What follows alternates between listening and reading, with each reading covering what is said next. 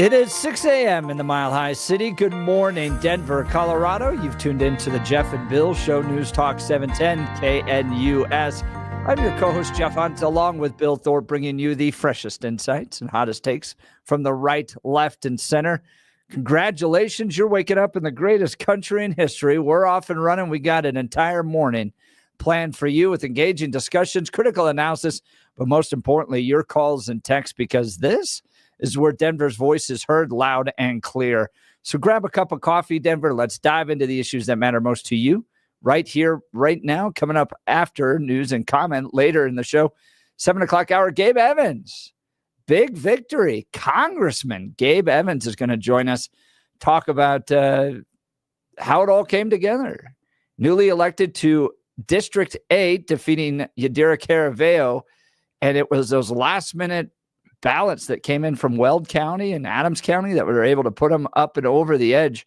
So excited to hear from him. That now means Republicans have 4 of the 8 congressional seats from Colorado. So maybe not quite as blue as everybody thinks. And then in the 8 o'clock hour, Jesse Mallory is going to be joining us.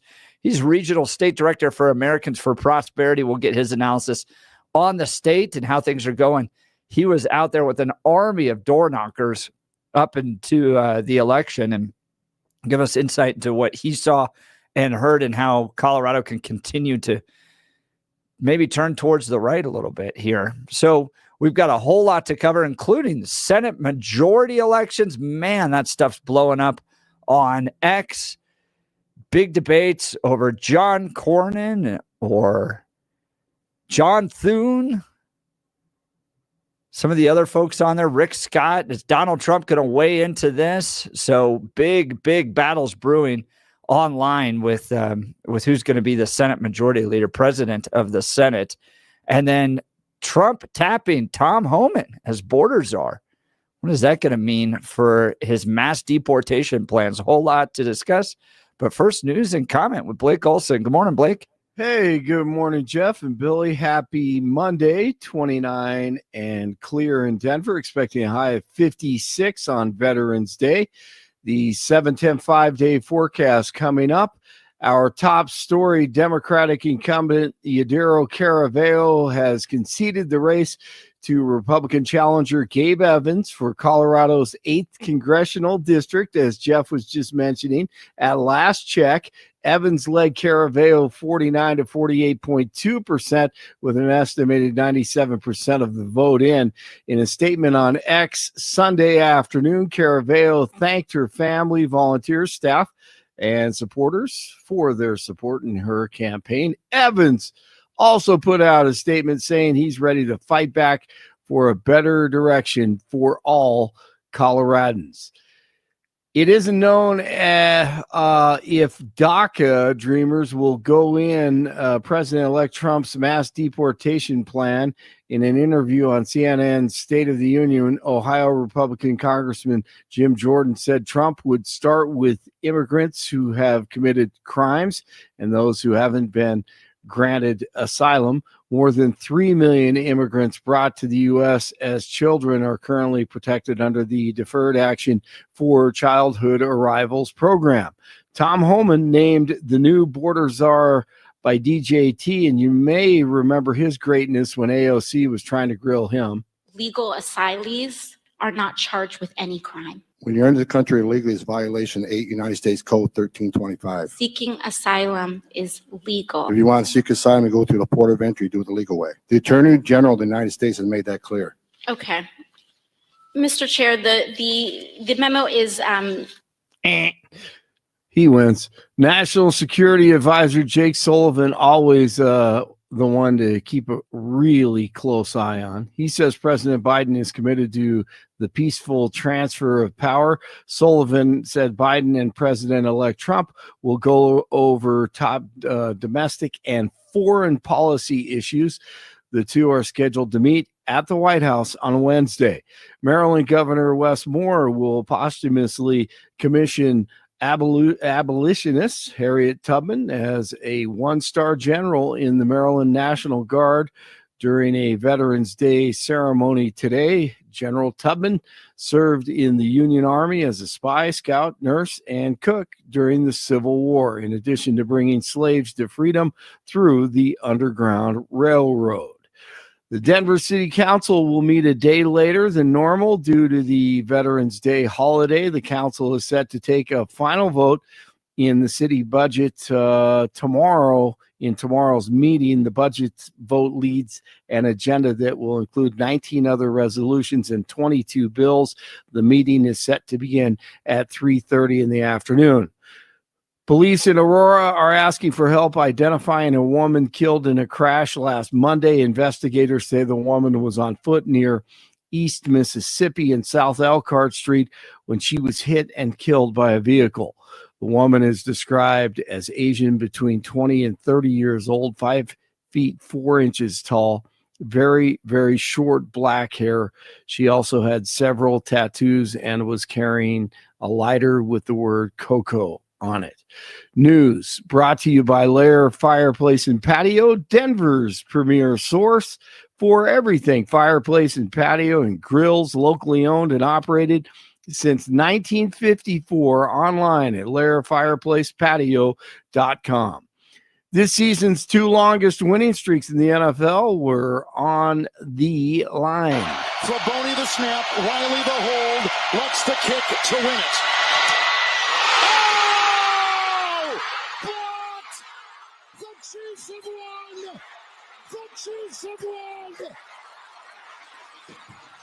The Chiefs blocked the field goal on the final play of the game to go now 9-0 with a 16-14 win over the Broncos. The Lions, did that bother you, Jeff? That was ridiculous. That was so painful that was to watch. rough, wasn't it? Whole game was kind of rough. And then the Broncos wearing their 37th uniform yesterday. I kind of like that one, though. Yeah, that's tough for Broncos fans, man. That was a difficult. They were right there at the edge. Everything looked good. How did the 6 guys get through the wall like that? Yeah, what the hell was that? Got their hands up, man. Well, just a bunch of sea of red all of a sudden in the backfield. You're like, that's pretty bad. Spent the rest of the day watching field goals and other attempts, and nobody else got that many people in the backfield. And I'm just thinking that what was the focus like there? Well, got to block. Baby steps, though. Baby steps. I mean, again, Broncos hung with them for most of the game. That's fine. It's better than we've been the last few years, and we're not challenging for the division lead yet. So it's a good reminder of how far away we still are. But at least, we're better than the Raiders. That's okay. Yeah. The Raiders still suck, and that makes me okay. There's some great things in that game. I mean, there's some things you can build off of, no doubt about it. They're right there. Got to step in if you're an offensive lineman on the field goal, and the kicker's got to get that thing up just a little bit more. Yeah, even then, though, just because the angle has changed because of the number of people getting into the backfield. If they hold them up at the line, he's fine. His angle's fine. Yeah. It's the pressure, it's the breakthrough in the backfield that changed the arc of what you have to do. And so that's the problem. It's all on the line. It's not on the kicker. That's on the line at that point. Sometimes it is, sometimes it isn't, half and half. I mean, you got to credit the opponent, though, man. They got getting in there and getting up, getting your hands up. That's why when you see a lot of field goals and extra points and teams getting lazy and they don't even attempt to jump or get their hands up, man, great things can happen when you get your hands up. In that CU game, big CU victory over the weekend, 26-23 over Texas Tech lost to CU. I forgot the score right now, but there was a linebacker, man. He got his hands up. How he picked that ball off was really impressive, but man, he just got his hands up. If you're not lazy and you use every part of your body, you never know what can happen. You saw it over the weekend. So a big win for the Buffs in Texas at Texas Tech over the weekend, and the Broncos fall. Let's see. I thought I had something else for you guys. Oh, yeah. I thought this was a great. I think I may have sent this to Jeff, but this was really creative on X over the weekend. This guy. Donald Trump won, and I am very, very afraid that he might deport my mother-in-law. She entered illegally to the country, and she lives in a street 4 Number 47, apartment D, New York. I am very, very concerned. That's right behind the green apartment. Yeah. I have nothing bad happened to her. The gate is always open. You don't have any dogs either. Street 4, number 47, apartment B. The gate is always open. That and they is don't, hilarious. They don't have any dogs. Well, and I've seen the Hispanic community kind of laughing. I don't want to say laughing, but being jovial with the idea of mass deportations. You know, some of them. I saw another video of two guys that bought a MAGA hat, and they're like, "Hello, Mr. Trump. Hello, we are so proud to be in this country, Mr. Trump." You know, and just kind of, you don't see the, widespread panic that the left was expressing was going to take place. Now maybe that will, but they seem to be a little bit more jovial with it than you would expect. Yeah, all you have to do is look at the southern border of Texas and see how they voted. So yeah, everyone has a sense of humor if put to the test, if you have a clear mind. So I thought that was pretty funny. All right, Jeff and Bill, it is a Monday, and they're about to kick off the week right now. Blake Olson, News Talk 710 KNUS. No major winter storms for Colorado this week, just a couple of fronts that won't amount to much. Sunny to partly sunny, mid to upper 50s today, upper 20s to low 30s tonight. Fair and cool with low to mid 50s on Tuesday. Now we're going to be slightly cooler behind a cold front Wednesday, upper 40s, but back to the 50s, fair and dry Thursday, Friday, and Saturday. Weather sponsored by Colorado's Best Roofing, reminding you to protect your home from the harsh Colorado weather and schedule your free no-obligation roof inspection today at roofingcolorado.com. That's roofingcolorado.com. I'm meteorologist Don Day in the 710 KNUS Weather Center.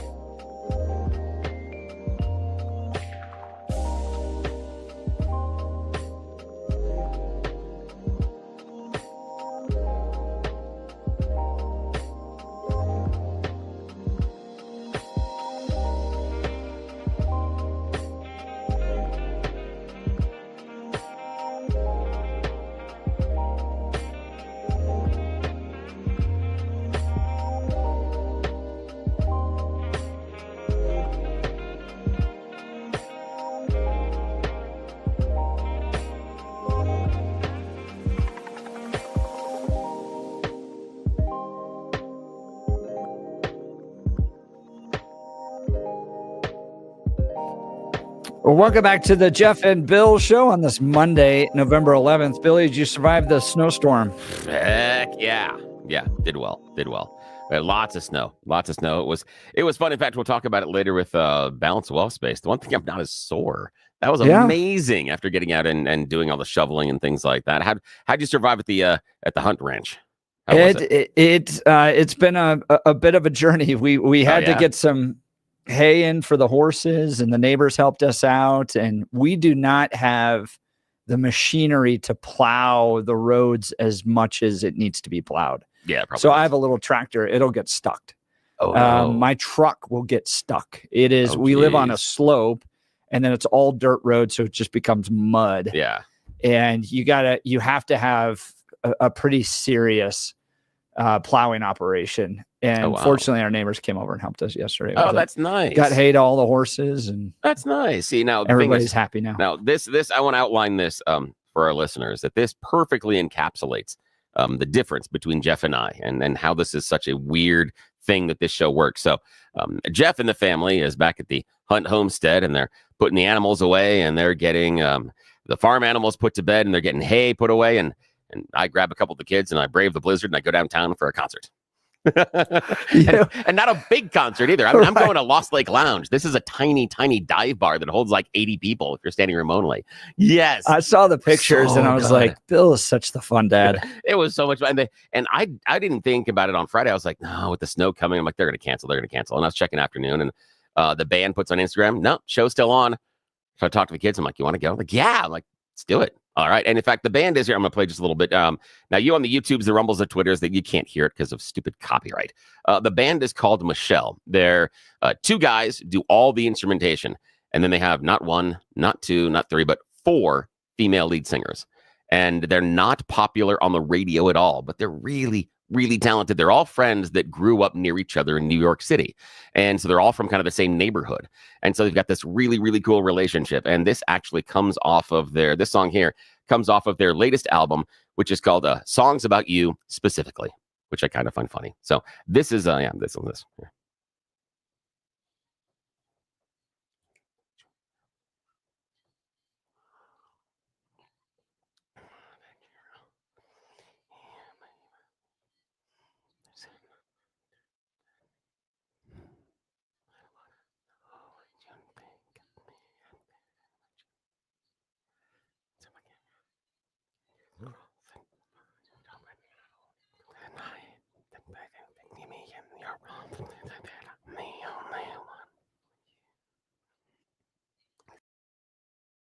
Kids, which ones did you have with you? I had Spencer and Max. So the boys. Yeah. Nice. Yeah. It was good. Katie was going to go, but then she bowed out. She said, no, man, no one get ready. So Max had never heard him before. And he's just all in. He's like, let's do it. Yeah. Yeah. And he's like, I'll go. I don't care. Yeah. I've dragged him along to a number of shows, people he doesn't know. Yeah. And it's just, and again, small dive bar. And I'm like, yeah, let's go. That is cool, buddy. Yeah. Found them when they opened up for Arlo Parks about 1.5 years ago. And I have been dying for them to come out with a new album and tour again. Dying to see them again. So yeah, this was one. And so it's like with the Blizzard, I'm like, there's no way I'm just not going. If they're performing, and we're going. Were there a lot of people there, or was it pretty quiet? It was sold out and standing room only. Yes. Really? Yep. It was sold Even out in the middle of the snowstorm. That was the funniest part. So again, it was sold out before the evening because I checked on the tickets. I just want to check on the website and stuff, and they, tickets had sold out. So it was sold out before the event. It didn't just happen on the storm, but we're thinking, well, it's a storm. So we left early. We got there almost right as doors opened. So we're standing right in front of the stage. Yeah. We're just kind of saw the pictures. Place. Yeah. You were right up front. It was fantastic. We'd reach out and touch them. It was so much fun. And then slowly the place fills up. And by the time they're ready to go on, it is packed. I mean, you got 80, 100 people. Again, it's a tiny dive bar, but we're all standing there. And they're from New York. And like, wow, is this like the first snowstorm for Denver? I'm like, yeah. I'm like, this is amazing. And they look around like, and all of you still came out? I'm like, yes. Like, those are Coloradans for you. Yeah. They said, this is crazy. They were so excited. And the drummer, he's on the left side of the stage. And during part of the show, he stopped. And he goes, I got to tell you guys. He goes, the window right out here, it's this beautiful, like city scene of snow falling. And I've been here playing in front of you guys. He's like, this is one of the most amazing things I've ever been able to do. And he's like, this is really cool. And so several times during the show, they're like, we can't believe all of you came out here tonight to see us. And so it was really neat. It was a great thing. Those are Coloradans for you. Oh, yeah. I had a tweet to that went pretty viral. 76,000 views on this one.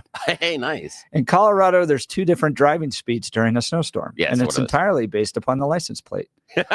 80 miles an hour if you're from Colorado or Wyoming, and 20 miles an hour if you're from California or Texas. That is exactly it. You are exactly right. Coloradans are like, oh, snowstorm, concert. Yeah, snowstorm, I was like, concert, no problem. Yeah, concert. Yeah, I'm like, concert. I can go downtown. And again, this was me making the decision, knowing that I would have to drive back after 11 o'clock at night during what is supposed to be one of the worst snowstorms in decades in the dark. And I'm like, yeah, I'm doing this. I am absolutely doing this. Wow. Yeah. Well, I'm glad you guys were safe and had a fun time. We got to enjoy that time with your boys. It was so much fun. And of course, we threw a lot of money at the band too, because that's one of the things when I go and see smaller bands, I will buy merch. Yeah, I'll buy as much merch as I can. That makes sense. That's because that's how they're feeding themselves. It's different with the large scale. I'll pick and choose some things. But if you've got 3-4 things, I'll buy everything if you're a small band, just because I know that it is absolutely going to make sure that you stay out on the road and that you can feed yourself at night. So it's important to me. So yeah, we bought 3 t-shirts. Good for you. Yeah. Bill, you and I have not talked about this since the election. Yeah, what? But last night I was watching the Broncos game and T Swift was there. Oh yeah. Yeah. DJT, Hates her. hates Hates her, her. and still gets That's elected smart. president of the United States. Oh, I know. Yeah.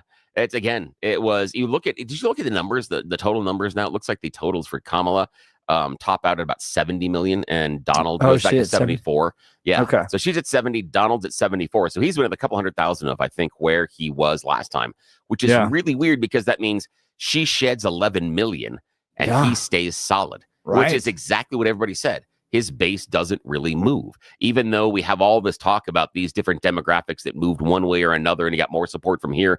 Again, his base was flat. His number was flat year over year. And he did increase from what he got with Hillary. But from 2020, 2024, the number's basically flat. So it's more, in my mind, more of an indictment of the Democrats, that their message simply didn't resonate. And the more post-mortem I do, I'm thoroughly convinced it's how they approach the economy. Thoroughly I think that's it too. Yeah, thoroughly convinced that's it. I mean, you and I dissected this a lot last week with The View, and the ladies going, no, it's misogyny. No. It's cultural. What was it? Cultural something. Cultural resentment. Yeah, cultural resentment stuff. No. And I just think that people voted with their pocketbooks. Yeah, and I didn't think it was going to be as strong as it was, but going back, looking at it, the Democrats did an awful job messaging. They did a horrible job messaging as far as, what the actual pain points were. So we'll see. And now we'll see if Donald can do what he needs to. Donald Trump. Yeah. Going after Taylor Swift. I mean, what a sacred cow in this culture. Oh, I know. Still wins the election. I still think that he defies gravity in a way that most politicians are never going to be able to. 100%. That's exactly right. Yeah. There are things that he's able to do that no one else would be okay with. I saw Gabe Evans wouldn't have won if he had gone after. There's no way. And there was something. Taylor Swift. I saw an interview with Lara Trump over the weekend. I think it was on Fox News actually. That because I'm bouncing around, and she talked about how the Democrats made a mistake by going negative and attacking Donald Trump. I'm like, wait, what was 50% of Donald Trump's campaign? Kamala's stupid. Joe Biden's stupid. The Democrats are Marxists. They're communists. They're coming to kill you. 50% of his campaign was all denigrating the other side and the people that vote for him. And she's like, they messed up by going negative. No, it's just that Donald Trump defies reality, that they don't care, that I believe his supporters don't care at that point what he's doing. And they actually like him calling the names rather than it being any sort of a detriment. So, and then the idea that the people that, because Kamala said something, I can't possibly vote for her because she said something negative, baffles me. That thought process that Lara Trump had just baffles me. I think she's completely and totally wrong. I don't think it was the negative thing. No, not at I think all. it was missing the core message, which was the economy. Yeah, it was. And they did a horrible job outlining it. But we will see. Now, Donald Trump's got a chance to use his tariffs to make everything cheaper. Tariffs and mass deportations. Here we go. Oh, dude, that mass deportations. Let's dive into that. That's going to be a mess. There was something I didn't even think of that I read over the weekend that's going to really screw that up. Really, really screw up his plans. Really? DACA? Yeah. No. The fact that even though they are in the country illegally, they're still guaranteed due process. And what that means is... Oh, yeah. Yeah. What that means is... if you can't just round somebody up and heave them over a border. Yeah. So what do you have to do? You have to give them a hearing. Right. Individually. So think invest in asylum attorneys. But again, and what have I been saying for the last 4 years? And what have I been saying strictly on this program for the 8 months we've been on the air? That our immigration system is broken and we need more judges. We need more adjudication. That's the way to fix it. He's not going to be able to accomplish his goal unless he fixes that problem. Because think about if he says 10 million illegals that he's going to deport, he goes up high to 20 million. That is, let's say on the low end, we'll give him 10 million. That's a lot of court meetings, individual hearings. Yep. And you can't go bang, bang, bang, bang, bang. You have to do, here's the hearing, then there's a transition period to get everybody out. So you can't. You have to realize that he has promised 10 million hearings. That's going to be a problem just based on the function. I have a real serious question as to whether or not he's going to even come close to what he promised on deportations because of the system. And so we'll see how this goes. We'll see. I wonder too if it'll just kick off. You're not going to have to do that many people are going to be like, well, we're getting out of here. That type of thing. I don't think so at all. And the reason being, I saw an interview with a family this weekend, and they are the they're the kids of illegal immigrants. So they're birthright babies. They're here, but they acknowledge that mother-in-law, father-in-law on both sides are here legally. Yeah. And they're like, no. They haven't broken any laws. They're not criminals. Donald Trump's not going to deport them. And I'm going, crossing the border was breaking the law, right? Nobody's raised that point to them. But their point was Donald Trump's not going to deport our family because our family is not criminals. However, we hear over and over again on the conservative side that you can't be a citizen of this country if the first thing you do is break the law. Yeah. So if you're in here illegally, you've broken the law. So that family potentially, especially if that's low-hanging fruit, and we need the numbers to look like we're doing something rather than going after the criminals because the criminals are harder to move. Yeah, those are the ones that are going to get pinched first. Or at least, grab them. It's going to be a wild moment in American history as they watch this. The fact they don't understand that. The fact that they feel the illegal immigration wasn't necessarily a crime. Yeah. That's how they view it, Yep. which to me, that would be a Democrat platform, not a conservative platform, not a Republican platform. I don't think they understood at times what they were voting for. But again, Democrats, it doesn't tell the story very well. That's on you. Iggy, to my point as well, lawyers are going to make a fortune on this. Oh, absolutely. They're going to make so you could much invest money. there. And you know that one thing lawyers are really, really certain of is to make sure these court cases go quickly. Yeah, because exactly. You don't want to goose the billing hours. That no.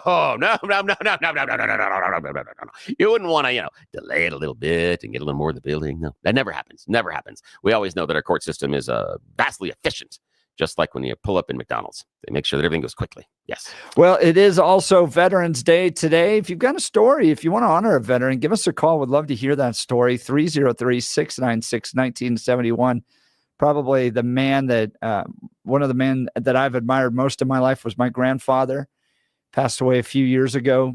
A World War II veteran, served on Tinian Island, was a radar mechanic. Tinian is where the Enola Gay took off of. Nice. Out in the Pacific, and served out there, and still one of the greatest men I've in my life. And so if you want to call and honor somebody on this Veterans Day, let's make sure we do that. Billy, I know you've been connected to TAPS. Yeah, TAPS is really important to me. It's a tragedy assistance network that when someone that is in the military loses their life, and it's not just in combat, it's for anything.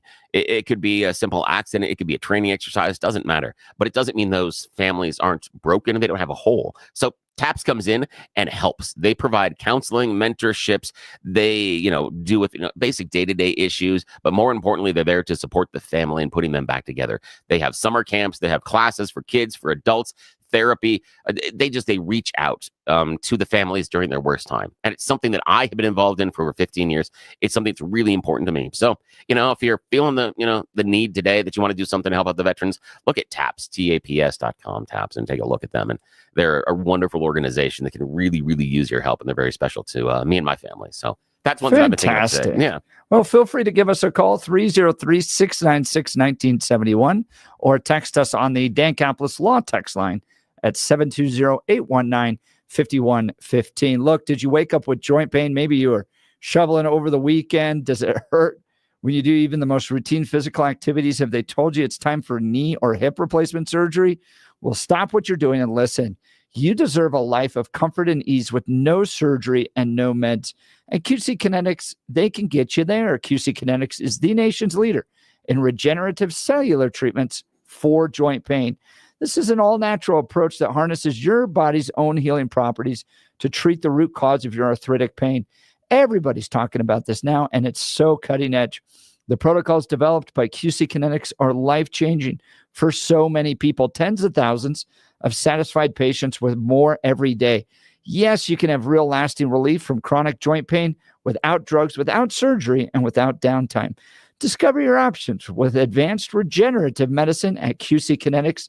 The consultation is absolutely free. Give them a call today at 303-900-8986. That's 303-900-8986 with locations in Aurora, Superior, Highlands Ranch, and the Springs. Coming up, I want to dive into who is going to be the president of the Senate.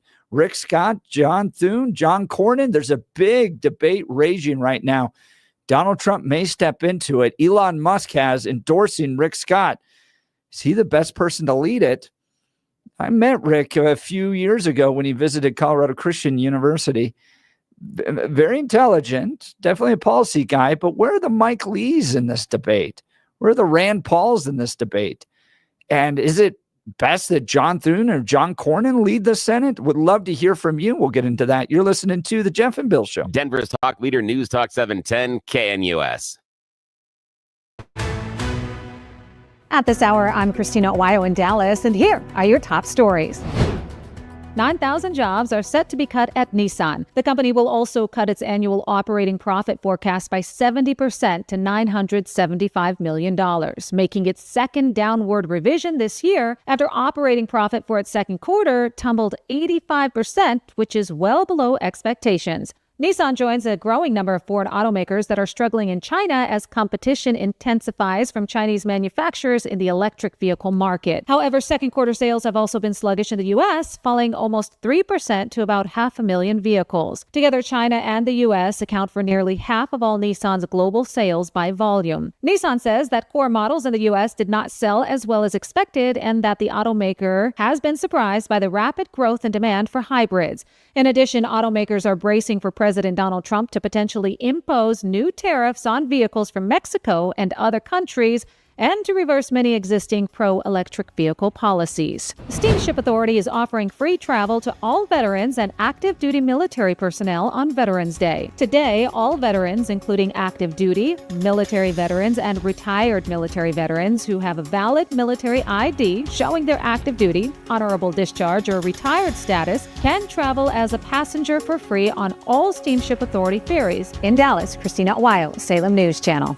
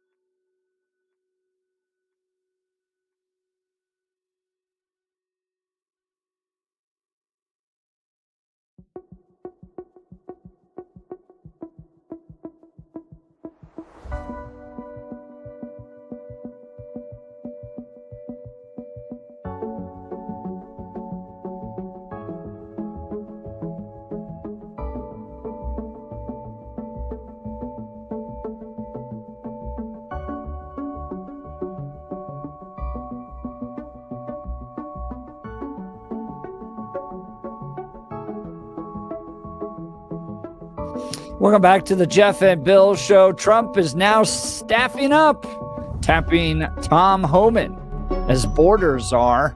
You've probably seen this guy interact a lot with AOC, 60 Minutes over the days. He was the one that said, when asked by 60 Minutes, well, how are you going to separate families during the deportation? He said, well, we won't. They could just be deported together. And he's a Fox News contributor as well. So he's big on them. Yeah. So we've seen him a lot around. So he's going to be the one. He did serve under the Obama administration as well. So he's been around for a long time. Began his career in 1984 as a Border Patrol agent. Before climbing the ranks in ICE under the Obama administration, Homan led the Enforcement and Removal Operations Division responsible for deportation. Yeah. He looks like a cross between Telly Savalas and Ben Grimm from Marvel. So, again, it's a compliment. I'm not being mean. It is. He's the perfect character for mass deportation. Let's go to Joe Arvada. Good morning, Joe. Good morning, Jeff, Billy. Morning. I hope you guys looked at Vivek Ramaswamy's analysis of how we can move forward, and how Trump won. It's just so telling. Give us a summary real quick. Trumper. Give us a summary. Well, essentially, it is this. He put a coalition of every divisive group that the Democrat Party wanted to win, and more of them went with Trump. Mm-hmm. I'm not sure I agree with that. Because Trump didn't. Okay, well, Trump did you're the first person. Hang on, Joe. Should read that. No, I'm not really going to go through Vivek. Vivek has a tendency to spin yarns and isn't grounded in reality. And here's the thing: if you're saying that Vivek's saying that they went after these groups, yeah, he does. He talked about the thing with Taiwan. We can go through it. His economic plans, but that's okay. No, that's okay. That's okay, Joe. I mean, if we want to talk about wrong, we can talk about yesterday when you called up and you talked about the valuation of Twitter and you were wrong. So we're not going to fact check things right now. Actually, I looked again and you were wrong. No, I was right. I'm sorry. Twitter's is worth about $45 billion right now. No, it's not. Yes, it is. No, it's not. Well, Joe. it went down to 41 no, it's this not, weekend. Joe. That's not the valuation. Yes, Joe, here's the thing. Here's the thing with Vivek. You're using the wrong Google. Here's the idea with Vivek's issue is he talks about getting the things that people were trying to be diversive and everything else. He didn't gain a majority of the black vote, didn't gain a majority of the Latino vote. He got segments that were very strong. He gained percentages, but he didn't win them. That is incorrect. I do find it interesting that Donald Trump won these going in total opposition to the way Mitt Romney and John McCain approached it, which was, we're going to be really nice in the sense where we want to kind of pander. And Trump was just kind of Trump. I mean, you go back to those early speeches, he hasn't changed his speeches at all. It seems like Hispanics and blacks came over to Trump rather than Trump pandering in an effort to try to win them. Exactly. Yeah, but he didn't it's win a party all of them. That's now multi-ethnic. Yeah, but the issue was multi-ethnic. The qualification that you started with from Vivek was that he won them, and he didn't. He increased percentages. Okay, he didn't win the demographic. Of them. More than other people had. Okay, yes, there you go. Okay, for you, Billy, more of them. Yes, okay? That's fair. For everybody else, you saw black voters, Hispanic voters, young voters, much younger composition of the Republican Party coming together. And then he said something that is so true. Principles like free speech, anti-censorship, meritocracy, staying out of World War III. Bingo. We have a winner. Now, second thing, Rick Scott. Let's talk Rick Scott and who you're supporting to lead the Senate there, Joe. It is so simple. We need to get the old guard out. I'm sorry, but, Dick Wadhams type individuals, kick them out. Get your box and move out. That has to be what happens in this next administration. Is any of these suggestions that we go back to the old vanguard? No. John Thune, you're fired. I'm sorry. You cannot lead us. So, Joe, I want to explore this a little bit. John Thune, I've been seeing tweets like this thing is blowing up on conservative X right now as there's a real debate raging as to who's going to lead the Senate. Is it going to be Rick Scott? Is it going to be John Thune, John Cornyn? They pulled a tweet from Thune back in 2016 when the Access Hollywood tape came out, and he's calling for Trump to step aside so Mike Pence could be the nominee. So they pulled that from John Thune. But here's the debate that's brewing. Do you want somebody that is kind of MAGA principled, a real fighter, someone like a Mike Lee, a Rick Scott, a Rand Paul, or do you want somebody that's more of an institutionalist that could possibly navigate the Senate better because they've had years of experience there? What do you think, Joe? Oh, it's so simple. Hey, look, whenever you hear somebody say, hey, leader of the Republican Party, Donald Trump, you should stay out of this. You shouldn't put your thumb on the scale. We don't want to listen to the leader of the Republican Party. Then you should listen to the leader of the Republican Party, because what they're trying to do is avoid the heavy-handed final deciding say-so of Donald Trump. When Donald Trump says that Rick Scott should be the Senate Majority Leader, he will be. Period. Really? I don't remember. I remember the last time around, he had someone else in charge or an idea for Speaker of the House, and that didn't work out. They didn't end up choosing those people as well. I don't remember, but Donald Trump had gone to someone else. You don't remember? No, I don't. I didn't know I was going to have to discuss this morning. Sorry, Joe. Didn't do my homework on this one. I didn't know this is where you were going. What do you do with Mitch McConnell? What do you do with Mitch McConnell and those type of people? Because you're saying they aren't any good. Mitch McConnell, the turtle? Yeah. You're fired. Really? That's interesting. Yes, you're no longer the leader of the Senate. Yeah. Sorry. So even after everything that he's done for Republicans, he's not. No. What has he done for Republicans? He is the reason you guys have 3 Supreme Court justices. I knew you were going to bring that up. He also is the reason. Joke. Oh, that was a joke. Okay. Yeah. And then he also is the reason any that idiot Trump could have done that. He was not any idiot could have. Yeah. No, Marjorie Taylor Greene couldn't have. The other part is that a lot of the judges were there for appointments because Mitch McConnell slow walked them under the Obama administration. Under the Obama administration, Mitch McConnell outlined they were going to be the party of no. They were the reason that stopped. He was the reason that they stopped a majority of what Barack Obama was trying to do. You owe Mitch McConnell a lot of credit, especially for the Supreme Court. Mitch McConnell did what every Chinese-bought turtle does. He fought for himself and his monies, and he piled it up. That's what Mitch McConnell did. He helped us get very, very near World War III. He continued all of the insane industrial complex wars forever, and he did nothing to help the American worker like you, Billy, like me. Mitch McConnell is the personification of the swamp. He needs to be cut down like a tree immediately. How's the new blood been working out in the House over the Biden administration? Because that was new blood and new leadership. How'd that work out? Bobert? I'm talking about the leadership. I'm talking about the people that were speaker and around the leadership. Like Bobert? No, yes, sir. She what? No. I don't understand. She should be. I don't know if you have like Colorado Representative Tourette's or something at this point, but let's focus on who was the Speaker of the House. It was basically a clown show for a while. I mean, Johnson hasn't been able to pass a budget. Oh, yeah, I would agree. He had problems. Nancy Pelosi was a clown show. Hang on. He has a problem getting continuing resolution passed. Nancy Pelosi, for all of her faults, could whip the Democrats into shape. And if she brought something to the floor, it was going to get passed. That's because they're all communists. Mike Johnson doesn't have that background.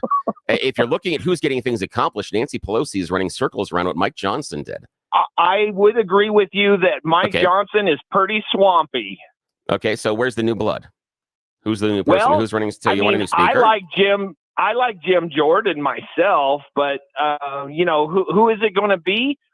Whoever Donald Trump says it's going to be. Right now, he's saying it's Mike Johnson. Now that you brought up Jim Jordan, I think he was Donald Trump's suggestion last time, and the Republicans rejected him. I think he was the guy. Well, don't forget, he was his suggestion when he wasn't in power. Now, Donald Trump has not endorsed in this Senate battle, so we'll have to see. But Elon Musk has for Rick Scott. Others will have to continue to watch. But I think Donald Trump has so much political capital right now. Whoever he wants, they're going to get. Go ahead, Joe. I'm going to give you the last word. A lot of times, Donald Trump uses surrogates because he understands that coming from Elon Musk, there's a perspective that the country gets that they don't get from Donald Trump. He uses, just like he did on what was the show he led? I forget now. I'm blocking it. But he uses The Apprentice. He uses other people to issue his opinion. Elon Musk is issuing Donald Trump's opinion. Don't you get it? Interesting Billy? point, Joe. Yeah, Appreciate it. I'm Thanks sure so much Elon for the Musk call. is the kind of person that says, Donald Trump, what would you like me to say on your behalf? And I'm going to take your opinion and put it out of my face hole. Sure, I'm certain that one's going to happen. In fact, that's the funny part that he brought up Elon Musk. I'm wondering when that relationship gets tense and when does that pull apart, because those are two highly, highly egotistical individuals and always told that they are right. There is going to be a clash between them eventually, and who comes out winning. It'll happen. Elon Musk is not being subservient to Donald Trump. I'm sorry that that's your opinion, Joe, but I hope you have a good day. All right. We'll continue the conversation. You're listening to the Jeff and Bill Show. Denver's talk leader, News Talk 710 KNUS.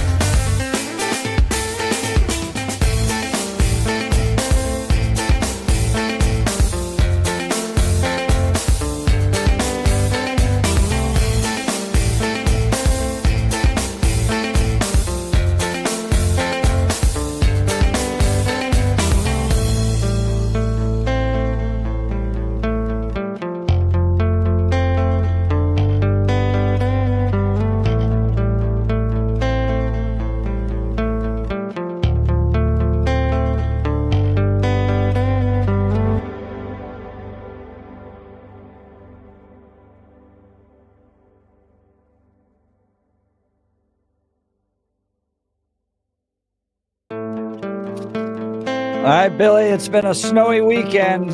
Yes, The it has. people and begging for it. And they may have even heard of one of the stories we are going to address, but I couldn't leave that one by the side. This is what we call You Choose the News. It's America's favorite fake radio news game show. Yes, I have scoured the interwebs for moments this weekend to find really, really dumb stories about us humans and given them more ridiculous headlines to play this fake radio news game show. Why? Because nobody in charge is taking care of business at this hour. Nope, they do not wake up for another 8 minutes, so we are left unsupervised, and this is what happens. Just ask my parents what happened when I was unsupervised as a kid. This is a good lesson. Alrighty, and shh, remember, this is a secret. It's just between all of us. Don't tell anyone. All right, Blake Olson from the newsroom, Jeff Hunt in the studio. Gentlemen, here are your choices this morning. Headline number 1, doing it for the country. Headline number 2, parents reject educational toy. Headline number 3, reading is dumb. And headline number 4, God's team. Jeff, your turn. Let's start with God's team. Yes, God's team. Pope Francis has been encouraging Catholics on X for the past week or so and encouraging them to strongly support his favorite NFL team, the New Orleans Saints. Actually, it is just a mistake by the elderly pontiff. He is putting hashtag saints when he's talking about the saints of the Catholic Church, not understanding that hashtag saints brings up the fleur-de-lis and the NFL team that is in New Orleans. One of the things that he's posted recently is the hashtag saints are formed by the Beatitudes, poor, meek, merciful, hungering, and thirsting for justice, seeking peace. They are filled with God and incapable of remaining indifferent to the needs of their neighbor. They bear witness to the paths of light that we too can trod.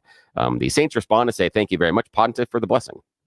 They're very excited How'd about they this. do over the weekend? Are they winning I don't know. now? I didn't see. Yeah, I didn't see how they were fired doing. their coach a week ago. Yeah. I remember that. Oh, I didn't see. boy. I don't remember how they did. I wasn't paying attention to them. But yeah. I think they're still the Yeah. ants. And yeah, I think, and the thing is, this is not the first time I have got 4 different hashtag saints from the pontiff that he is proudly expressing his appreciation for the team in New Orleans. I love when that happens. That's awesome. Yes, it explains why sometimes my mom, when she's trying to text me, accidentally emails me.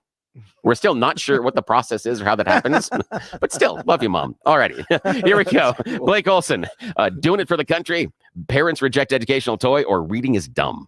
Doing it for the country. Yeah, doing it for the country. We are going to Russia. Yes, one of Donald Trump's favorite people, Vladimir Putin, is wanting to establish a ministry of sex. Yes, he wants to tackle the country's declining birth rate. He says, all of y'all aren't getting busy enough. It's time to do the Humpty Hump. Yes, one of the proposals they are thinking about with the Ministry of Sex would be to turn off the internet between 10 p.m. and 2 a.m. In order to encourage people to not be looking at the porn and maybe be touching each other. Another idea the Ministry of Sex is looking at is to pay stay-at-home mothers for housework. These earnings can help the family and encourage them to have kids. Another proposal would cover wedding night hotel stays for the couple. And a final one would be various regions are looking to motivate couples to have kids. They're going to pay you money to have the kids. Don't they know that's take to welfare queens? But oh well. So yes, Russia's looking at creating a ministry of sex because they don't think the people are bumping uglies enough. So that's interesting. I know. I'm just thinking they're worried about family rates here too. Maybe we'll have a Donald Trump ministry of sex. I'm certain that will not be on any of the porn sites. No, not at all. All right. Notice here, Blake. Shh. Notice just being quiet in this conversation here. Jeff's not saying a thing. He's not going to get in trouble with Mrs. Jeff. That's the thing here. Okay. All righty. There's so many angles I can go with. Yes, that. there are. All righty. Jeff Hunt, final choice this morning, sir. Parents reject educational toy, or reading is dumb. Reading is dumb. Reading is so dumb. That's what Canterbury Christ Church University says in Kent. They are now scrapping their English literature degree. They say it's no longer viable. As of the end of this semester, no more literature degrees, which is weird because Canterbury's played a significant role in the role of English literature, like Geoffrey Chaucer's Canterbury Tales, birthplace of Christopher Marlowe and Alfaro Bin. Yeah, but they said nobody's reading, nobody's doing the books, just go to the TikToks. I guess that's their next degree. So yeah, reading is dumb. Alrighty, that's it, guys. That's did you guys ever see the movie Idiocracy? I think we are living absolutely in it. We are totally living in it. Heading in that direction. Oh, we're in it right now. Back to you, sir. We'll continue coming up. We have Gabe Evans. You're listening to the Jeff and Bill Show. Denver's Talk Leader News Talk 710 KNUS.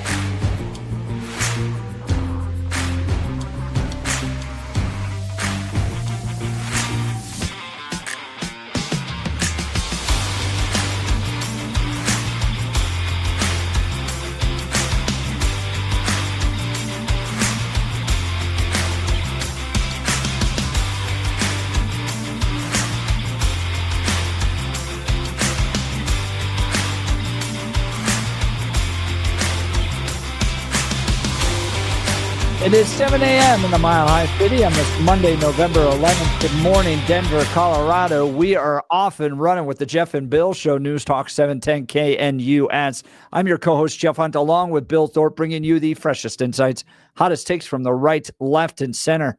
Congratulations, you're waking up and working in the greatest country in history. I believe I can really say that, especially after last week. And gosh, I'm just proud to be living in America. We're gearing up for a whole nother hour of engaging discussions, critical analysis, most importantly, your calls and texts, because this is where Denver's voice is heard loud and clear.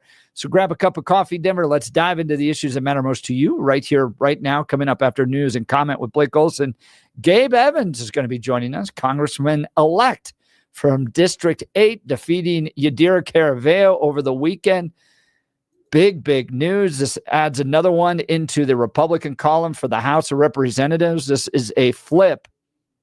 It took 5 days for them to get to the point where Yadira Caraveo conceded yesterday afternoon. Now, the margin is not within the threshold to trigger a mandatory recount, but any type of recount would just probably show a handful of votes changing one way or the other.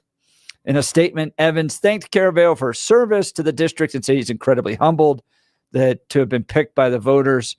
It is an honor to be entrusted with the job of representing you and your families. I'm ready to fight back for a better direction for all Coloradans, Evans said.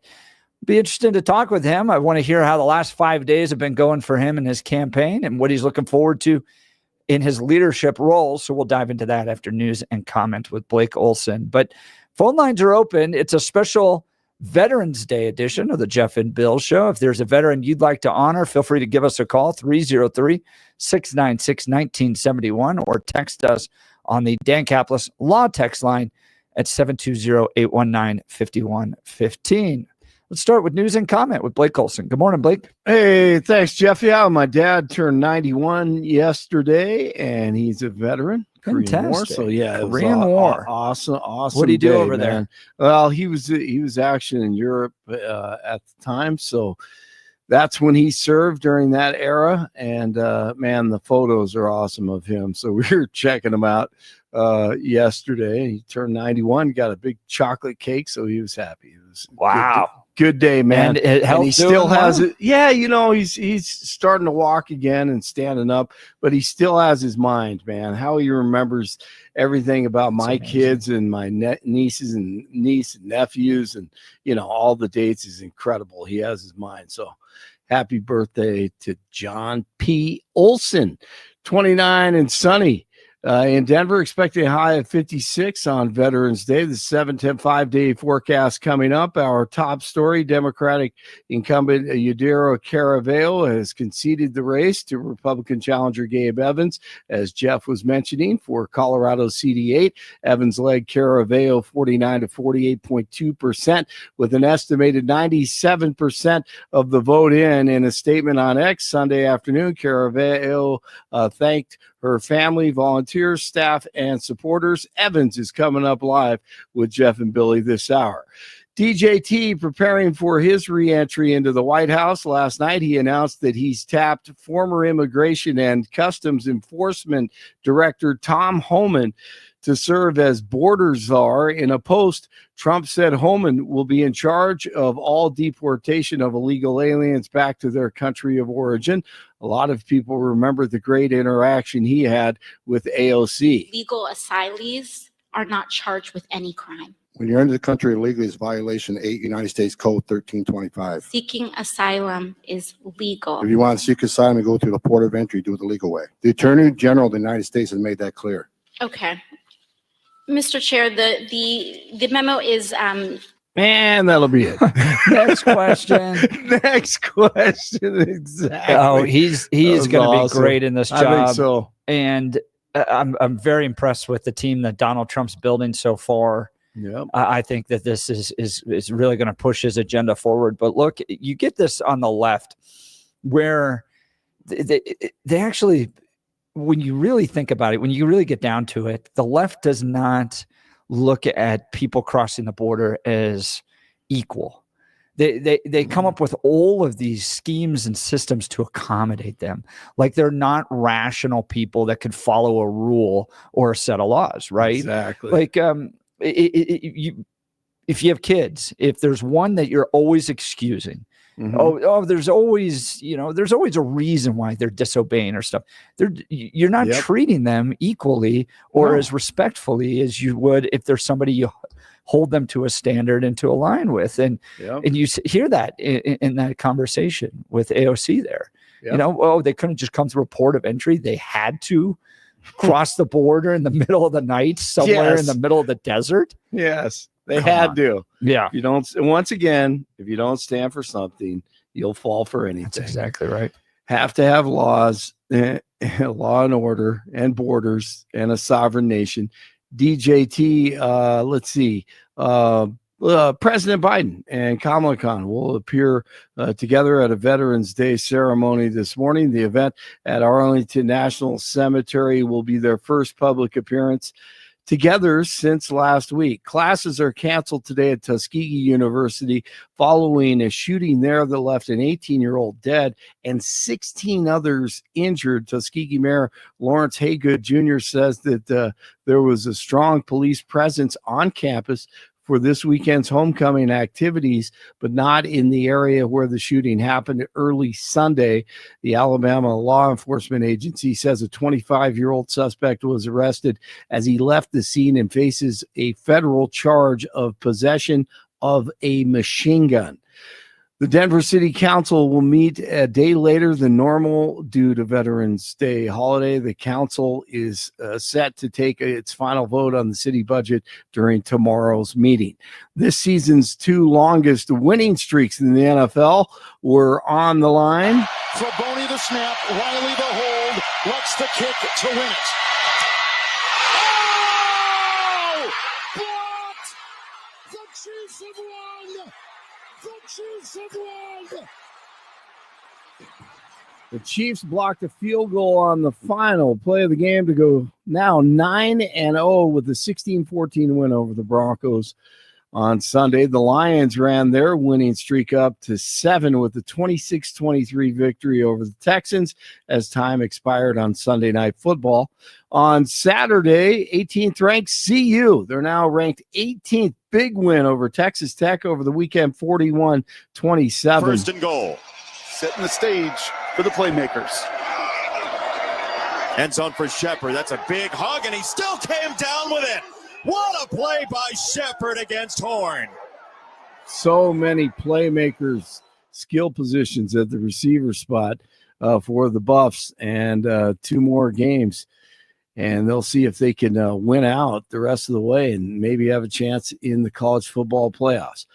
All right, my favorite video over the weekend on social media, whoever edited this thing deserves a lot of credit. This looks like a job for me, so everybody just follow me, because we need a little controversy. Doesn't feel so empty without me. I said, this looks like a job for me, so everybody. It was, if you look at this thing, it's a Trump word from every speech along the way in the campaign, with Eminem in the background, who obviously endorsed Kamala Khan. And then thank you to DJT for saving us from this. Tim Walls' wife, remember this? Come on! That's right. We cannot and we will not give up this fight. That's right. All right, you can sit down now. He saved us from screaming women. Yes. Do you think that Joe? Do you think that Joe Biden should resign and just put Kamala Harris in? Yeah, you know what? I think I wouldn't have a problem with that. I wouldn't have a problem with it either, because I'd really like to move past this point of awarding offices based upon sex and race to people. Yes. Right. She'll be the first, and there we go. It's done. It happened, and the novelty is over. And then we could just judge people by the content of their character. You saw him walking on the beach on my Sunday goodness. wearing his jeans. Did you see that? That was incredible. That was. I mean, Yeah. it almost looked like AI. I mean, I'm looking at that. How does he not face plant in that situation, right? Yep. Then No, you could and hear the media and the press talking.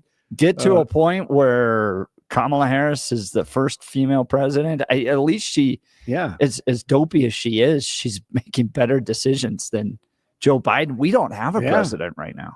No, I agree. I think that's a good idea. I think you need to use your influence and try to make that happen. So, but then what does it say about the presidency where we just kind of hand it off? I know. Exactly. Well, it proves they there's a tried to deep do it. state. Yeah, absolutely. Well, we know that. 25 in Lafayette, 26 in Castle Pines, 29 in Denver. Jeff and Billy continue. That's right. All right, you can sit down now. She sounds like an old actress from the 40s or something. All right, you can sit down now. That's right. All right, you can sit down now. Well, let me go take another drink. Blake Olson, News Talk 710 KNUS. No major winter storms for Colorado this week, just a couple of fronts that won't amount to much. Sunny to partly sunny, mid to upper 50s today, upper 20s to low 30s tonight. Fair and cool with low to mid 50s on Tuesday. Now we're going to be slightly cooler behind a cold front Wednesday, upper 40s, but back to the 50s, fair and dry, Thursday, Friday, and Saturday. Weather sponsored by Colorado's Best Roofing, reminding you to protect your home from the harsh Colorado weather and schedule your free no-obligation roof inspection today at roofingcolorado.com. That's roofingcolorado.com. I'm meteorologist Don Day in the 710 KNUS Weather Center.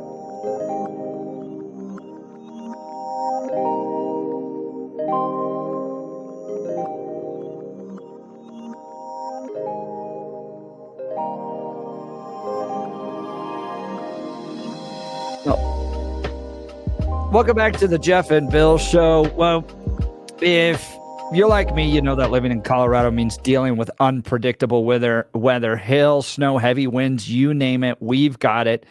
That's why you need a roofing company you can trust, and that's Colorado's Best Roofing. They're local, family-owned, and have served the Denver area for over 12 years.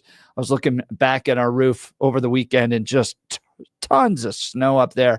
If you ended up with any damage, or if you need a whole roof repaired, Colorado's Best Roofing has got you covered. They understand our unique climate, know how to build a roof that lasts. And here's what I really love. They offer a free, no-obligation inspection. They'll come out, take a look, and give you an honest assessment. There's no pressure, no gimmicks, just straight talk from the pros. Plus, they work with your insurance company to make sure you get the coverage you deserve. So don't wait until the next big storm hits. Give Colorado's Best Roofing a call today at 303-797-7663 or visit them at roofingcolorado.com. That's 303-797-7663 or roofingcolorado.com. Trust the best, Colorado's Best Roofing. So the big political news over the weekend, Republican Gabe Evans winning Colorado's 8th congressional district. He pulled ahead 5 days after the election and is going to be heading to Congress to represent the people of Congressional District 8. This is a flip for Republicans as Democrat Yadira Caraveo lost in her reelection bid. Joining us on the Jeff and Bill Show is Representative Gabe Evans. Good morning, Congressman. Congratulations. Good morning. Congratulations. Good morning. Great to be on with you again. Well, let's talk what happened over the last 5 days. Can you give us some insight into the numbers you guys were watching and kind of how it turned the last few days? Yeah, I mean, we always knew that this district was going to be a close district. 2 years ago, it was decided by 0.69%. This year, once the final vote comes in, it will probably still be less than 1%. So it lived up to its billing. It's what we've been saying all along, is this is going to be one of just a handful of races that could go either way. And so obviously, as the next election night happened and the results started to roll in, we knew that, realistically, there's no way we were going to know election night. But we also had a pretty good idea of where the ballots, which counties were reporting, obviously between Weld County, Adams County, Larimer County. We had a pretty good idea of, just how many, just general turnout, how many folks were going to be or anticipated to vote in this election. And so we could crunch the numbers and knew that we still had a pretty significant share of ballots outstanding in some of the more conservative areas of the district, and that was the lead, that we slowly were able to build up as the election went on, and as those votes from those conservative areas of the district started to roll in. And then also as we got a little bit closer to election day, when Republicans traditionally tend to vote, we knew we were going to get a little bit higher ballot share of those later batches of votes versus some of the earlier batches of votes. So never lost faith. Obviously, there were some real tense moments there throughout the 5 or 6 days that we waited. But again, we always knew that we had a path. We had focused on the issues and that the voters were ready for change. And then again on Sunday afternoon, that was all rewarded with the statement by my opponent. Talking with Gabe Evans, newly elected congressman to Congressional District 8. So was it the concession from her that locked it up, or did you have a sense that the ballots were there? When did you know that you had won this? Probably. I mean, again, we always knew the math worked out in our favor, even on election night. Again, looking at the ratios of where are these votes coming from? Do we still have more conservative leaning ballots we suspect outstanding or not? Again, we always knew the path was there. Obviously, it started to pull ahead in those later days as those votes came in from some of the more conservative areas. Then that was where we started to have a really high degree of confidence. And then again, having the conversation with my opponent, gracious conversation. Again, respect to her it can't have been a fun call to make. So just respect to her for making that call. But that just said that their math was working out exactly the same way our math was, and there was no way they were going to catch up. Now, Gabe, give us a little insight into the conversation you had with your wife, your family. They had gone through so much to get you elected. It comes down, you win, you turn to your wife, and what did you say? So my wife has never doubted this. She's never doubted the outcome for 16 months, whatever it's been, since we decided to jump into this race. That goes 100% back to our faith. She just had a feeling through prayer and through just other elements of her faith and her relationship with God that this is what we were supposed to do. I did not have that same clarity. For me, it was just putting one foot in front of the other because it was the right thing to do. But she never wavered for 16 months. And so when I got that call yesterday afternoon, it was more of an "I told you so" from my wife. Of why have you been freaking out for these last 16 months? I told you all along you were going to win this thing. Wow. So yeah, she's been an absolute rock through all of this. The family has been just tremendous in their willingness to make these sacrifices. Not just only her, but my two boys, 8 and 12. There's a limit of doors that they want to knock on, but they hit that limit. They push through. They knocked on more doors. It's the support from my family and from all of the supporters, from church family, from folks that have been praying for us, from volunteers, from extended family, from my in-laws, my parents, has just been amazing through this campaign. Oh, it's great to hear. Talking with Gabe Evans, newly elected to Congressional District 8, defeating Yadira Caraveo. This is a flip for Republicans, and goodness, to hear the family be able to celebrate that is what it's all about. Now, how important were the volunteers? We got a lot of text messages from folks saying they were heading up to help cure ballots. You built a team of great volunteers around you that really pushed this forward. How important were they to your victory? Absolutely critical. Couldn't have happened without them. So my background. I spent 22 combined years in the military and law enforcement and made it up to command level positions in both of those organizations. Commanded one of the Black Hawk helicopter outfits out at Buckley Air Force Base, and then also was a night shift watch commander for the Arvada Police Department. And what I would always tell my cops and soldiers is, you guys are the most important asset that this organization has. Helicopters don't fly themselves. Cop cars don't drive themselves. It's the people that are willing to make the sacrifices and go out and do the work that are the most critical asset any organization has. And this campaign was absolutely no different. My staff, my volunteers, everybody that was willing to go out, do the work, be doers rather than just talkers has been just tremendous. The outpouring of support.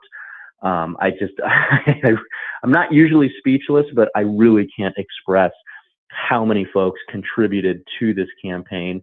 And from the bottom of my heart to all of those individuals that put in the time, the effort, the phone call. I mean, I had volunteers that personally made over 12,000 phone calls over the course of this campaign. And so from the bottom of my heart, truly thank you for everything, all of your sacrifices, time and effort as well to get the campaign to this point. And of course, that goes for the staff as well that was working every day on the weekends to coordinate, to have the plan, to do all of the behind the scenes logistics work so that when volunteers showed up, we had a good plan for them. We had, thoughtful, well-organized tasks to have them to do to, eventually get the ball across the goal line. Talking with Gabe Evans. He's heading to Washington, D.C. to represent the people of Congressional District 8. All right, I want to pivot now. You're heading to the swamp. You have work ahead of you to do. What committees are you looking to serve on? Have you had any conversations with leadership? And what do you ultimately hope to achieve with your time in Washington, D.C.? Well, again, this district is a battleground district. I mean, you should always do this, but particularly in a battleground district, that means you as the representative need to be laser focused on serving your constituents. That's literally the job description of being a representative. And so what this district revolves around, the big drivers in this district that correlate to committees in Washington, D.C. are energy, commerce, and agriculture. And so those committees that support the district, those are obviously going to be the first ones that I try to get on. All of that stuff still is yet to be decided. But making sure that I'm just a voice for this district. And we know what this district wants because we talked all about it through the campaign. Cost of living. Cost of living is a major, major issue right now. Folks can't afford groceries. They can't afford gas. They can't afford home ownership. And so working to be able to empower the economy again so that things become affordable, working to be able to correct some of our monetary policies and some of just the dramatic overspending that leads to higher inflation that then leads to higher interest rates, which makes it harder to go get the equity, to go get the mortgage, to be able to, purchase a home and start earning equity in that house. Addressing all of those things are, of course, going to be a top concern. All the other things we talked about in the campaign, making sure that we have a secure border, making sure that we fix Colorado's crime problem. We're number 3 most dangerous state in the country right now. We're number 2 for teenagers overdosing and dying on fentanyl. We're number 1 for bank robberies in the nation. Almost 10% of all bank robberies in the United States happen in Colorado. And so working to make sure that we have a secure border, working to make sure that we have community safety, working to make sure that we streamline the immigration system for those folks that legally want to come here and be a part of the American dream. You've heard my story before. My abuelito, my grandfather, born in Mexico, came to the United States for the American dream and earned his citizenship with 2 Purple Hearts in World War II fighting in Western Europe with Patton's Third Army. We want folks like that to come here. So we've got to make sure that that's also a component of our very robust border security plans that we're going to be working on as well. Those are the things that people told me when I was out in the district. Those are the things we campaigned on. Nothing's changed. Now it's time to actually follow through on the promises and deliver those things. Gabe Evans, newly minted congressperson from CD8, just won over Yadira Caraveo over the weekend. I want to talk to you about that idea of you being that battleground district. How does that impact your potential support of the Trump agenda? If you're in a much, much more red district, you probably can be a little more free with your vocal support of Trump's agenda. But given that you are running on a razor-thin margin, how does that play? Yeah, I mean, it's what I said all through the campaign when people would ask me, how do you make decisions in these tough spots? And that answer has never changed. It's a 3-pronged test that I follow. My faith guides me. I follow the Constitution based on my 22 years of boots on the ground experience upholding and defending that Constitution as a cop and a soldier. And I listen to my constituents. And that's never changed.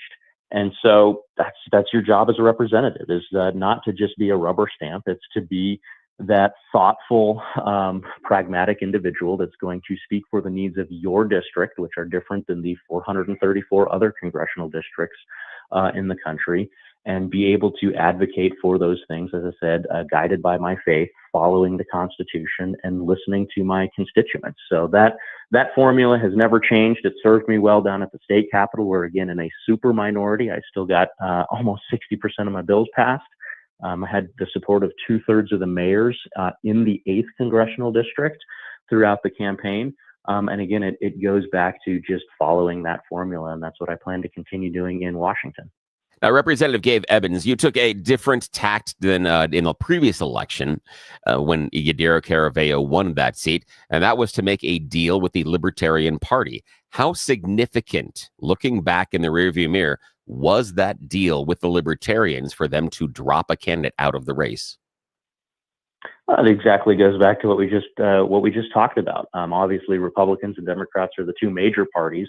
But there's a lot of other folks. We've got a lot of independents. We got a lot of libertarians. There's a lot of other folks that live in a congressional district. And so my goal has always been to, as best as possible, work for all of them and to hear and try to carry all of those viewpoints. And so, I was very grateful and very honored to sit down with the Libertarian Party to have those thoughtful conversations about where are those areas that we agree on. Because I've always said, and I saw this as a cop, we agree on so much more than we disagree. As a police officer for 10 years, I would say, probably 80 to 90% of the calls that I got called to and the situations I got asked to resolve, there was no dispute. Everybody agreed we need safe, affordable communities that respects individual liberty. And so the Libertarian Party is no different. We have a lot of agreement. We have a lot of overlap in the issues that we're focused on. And so being able to sit down to work with them as thoughtful, just thoughtful partners, thoughtful individuals who also want to support the cause of liberty and individual freedom, lower taxes, less government regulation, was truly one of the highlights of the campaign to put together that coalition. It was absolutely, we're looking at the margins, 2,600 votes. I have no doubt that their support was absolutely critical in being able to flip this district. And so I just look forward to continuing working with them, working with the Pro-Liberty Coalition, and continuing to grow and expand that coalition to make sure that we have good representation in Washington, D.C. that protects those things: smaller government, lower taxes, more affordability, public safety, and you go on down the line. Gabe Evans heading to Washington, D.C. with a big victory over the weekend against Yadira Caraveo. This is a flip for Republicans. He's now going to represent Congressional District 8. That's the northern part of Denver in Congress. Big win. Congratulations, Representative Evans. Thank you so much for taking time to join the Jeff and Bill Show. Congratulations. Nicely done. No, thank you so much. Always glad to be on with y'all. He's got a great future. It's going to be fun to watch this guy. And I mean, he's just straight down the middle, man. Yeah, this will be interesting. As far as like a balanced representative. Yeah, I want to see, and again, for me, I want to see how he navigates that difficulty of having Trump in power. And he's in, as he said, a battleground district, because that's a difficult line to tread. And And what I mean by that is it's a difficult line to tread if you have an R by your name. Because think about how quickly, in my opinion, MAGA is very quick to throw people off the boat and say, you're now a rhino.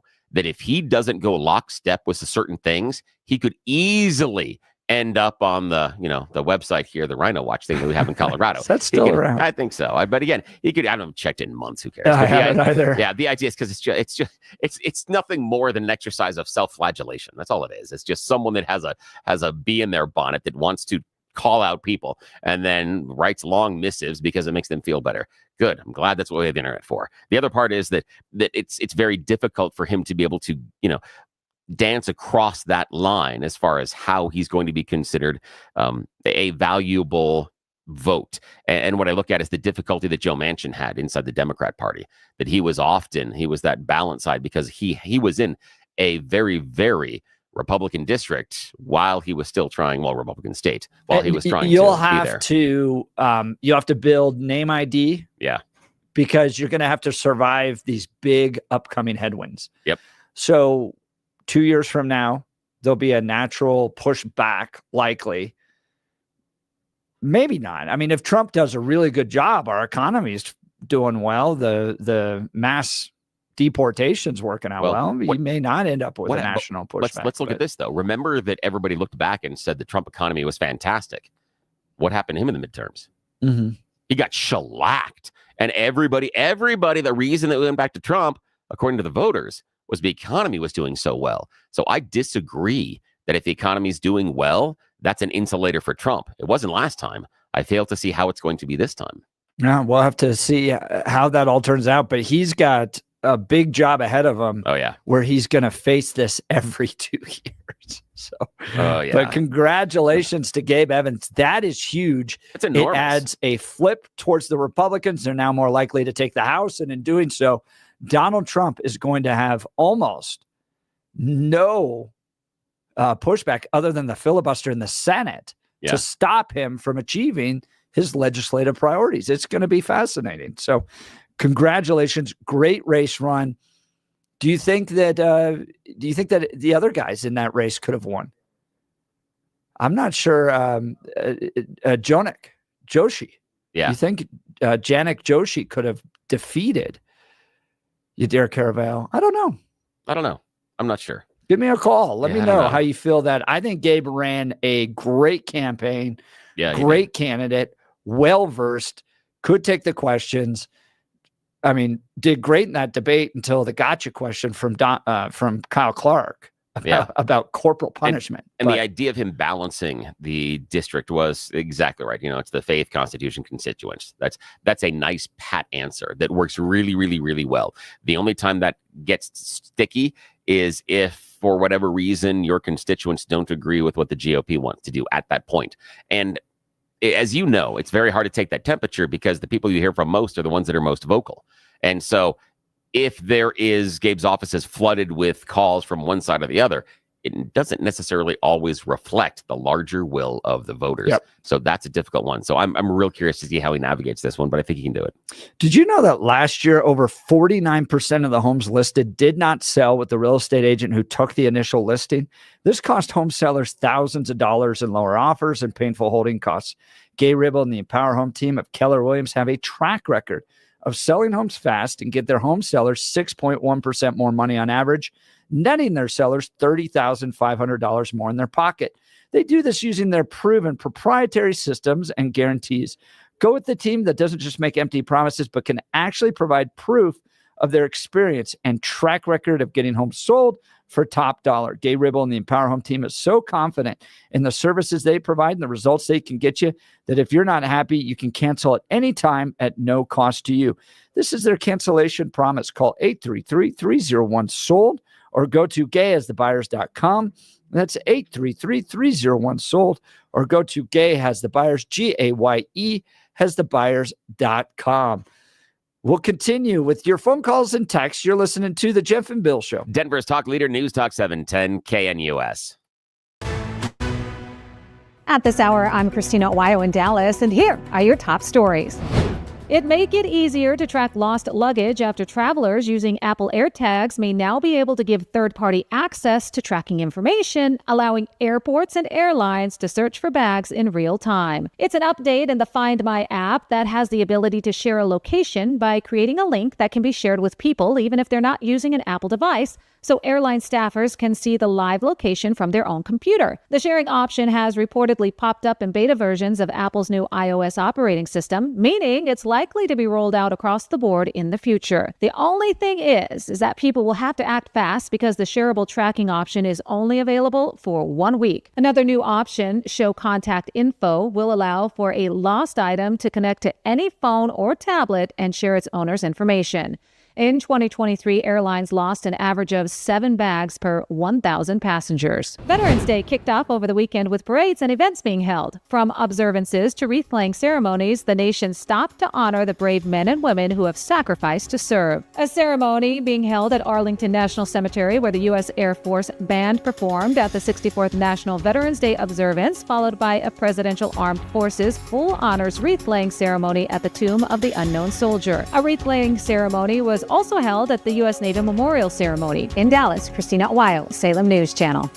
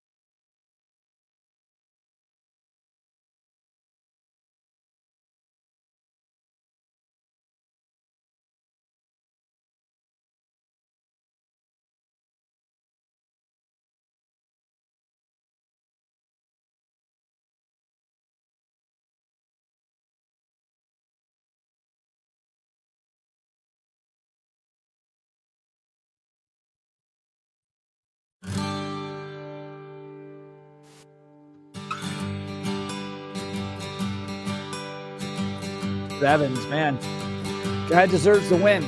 That's a great pickup for Republicans. So now we're 4-4 in this state, Bill. We've got Brittany Pedersen, Diana DeGette, Joe Neguse, Jason Crow versus Lauren Boebert, Gabe Evans, Jeff Hurd, Jeff Crank. Yeah, 4-4. Interesting. If only Fab had won, then it would have been awesome.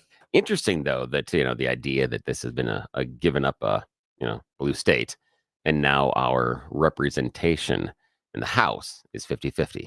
That's interesting. Yeah, right. That is. Is it less of Colorado becoming California, as we've been told the last few years, or is it more the argument of finding the message that resonates with the voters? And has that been part of the issue? I don't know. We'll have to see.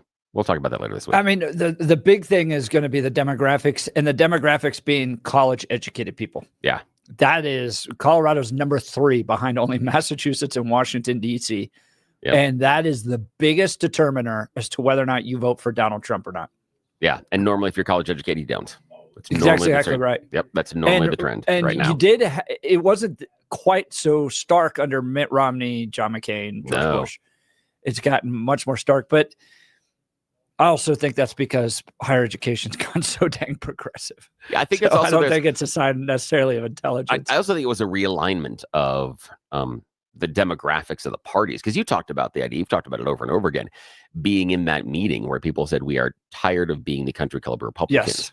And so making that choice to go after blue collar workers and making the choice to go after the working. 2010. It was the Tea Party. And so that kicked it off. Yep. And so that idea of the demographic change, and at the same time, I believe the Democrats started absorbing and leaning into the higher education and the institutions of higher learning. And so that was just a complete flip of what the two sides are. The one, and I brought this up a number of times, is I'm super, super curious about is all of the quote unquote blue collar and working class now being part of the Republican Party that doesn't really like protections and support for the blue collar working class. Right. I'm really curious to see how this works out, because everyone yelled, and I saw it over the weekend again, people trumpeting the union support that Trump got based on percentage. Again, not the vast majority of the union support, but more union support than Republicans have gotten in the past decades.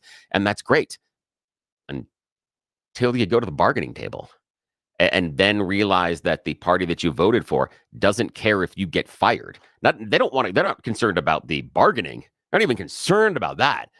They just, this is the party of Ronald Reagan who fired the air traffic controllers. Yep. So it is not untoward to see something that might be a public union where Trump's just like, screw it, fire you all. And if the auto workers go on strike again, White House and he's not going to join the picket line. Well, not even join the picket line. He's going to have no support.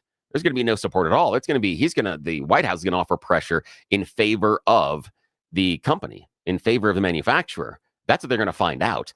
And again, that's okay. You can vote for whoever you want. It's just, let's see what happens. And I find that really, really fascinating that, it's the blue collar workers that are tacking towards the Republicans, the one that don't want expanded coverage for healthcare for workers, ones that don't want higher wages necessarily for workers, ones that don't want those type of workplace protections, want to roll those back. So, okay. Do you see California turn down $18 state minimum wage? Yeah, probably smart. Wow. Yeah, that's probably smart, because California had kind of a kickback against a lot of the progressive ideas. Yeah, they did. And I think that's because, in my mind, again, a lot of what the Democrats did that hurt Kamala as well, it was too much talking down to voters rather than talking with voters. There was a lack of, I understand what you're facing and I hear you, and this is how we're going to make it better. Donald Trump did that very, very well.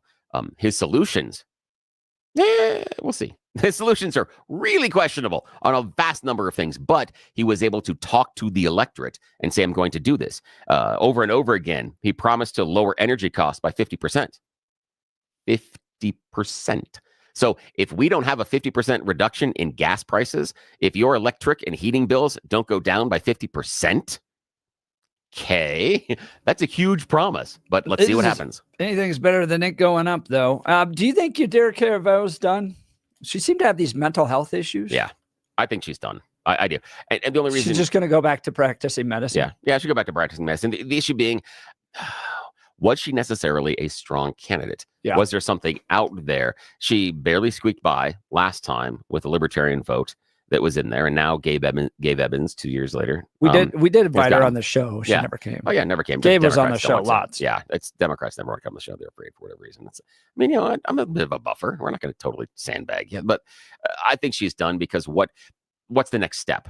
Unless she has designs on the state house or a state senate, that'd be the next step. Back to that. I know, but that'd be tough. That'd be tough to do. So I think you're done. Yeah, I think she's done too. I think she's going to go back to medicine. It seems like she never really liked the idea of being in the public square and having to face all the controversy and the pressure and the pushback. And I know she had some mental health challenges, and I hope she could get the care now that she needs. But who's going to be next to challenge Gabe Evans? Who are the Democrats going to bring up? Give us a call, 303-696-1971. Text us on the Dan Caplis Law text line at 720-819-5115. Look, for many of us, it's happening.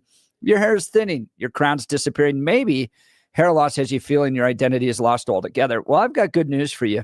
It's an incredible yet simple one-day treatment that starts growing your own natural hair the very next day, and it's guaranteed to grow for life. It's the Advanced FUE from Advanced Hair. We've all seen the pills and lotions that come with monthly subscriptions. They help retain what you have, but what if what you want is your own natural hair permanently in specific areas? From Advanced Hair state-of-the-art facilities to world-class Dr. Tanya Pauls, it's not maybe your hair will regrow. It's guaranteed that your new hair will grow. You decide how much, how thick, and where. It's why Advanced Hair is the winner of Westward's Best of Denver. For your free consultation, $250 off and 250 free hair grafts. Call 720-459-HAIR. That's 720-459-HAIR or advancedhair.com. That's advancedhair.com. Phone lines are filling up. We'll get to you all next. You're listening to The Jeff and Bill Show. Denver's talk leader, News Talk 710, KNUS.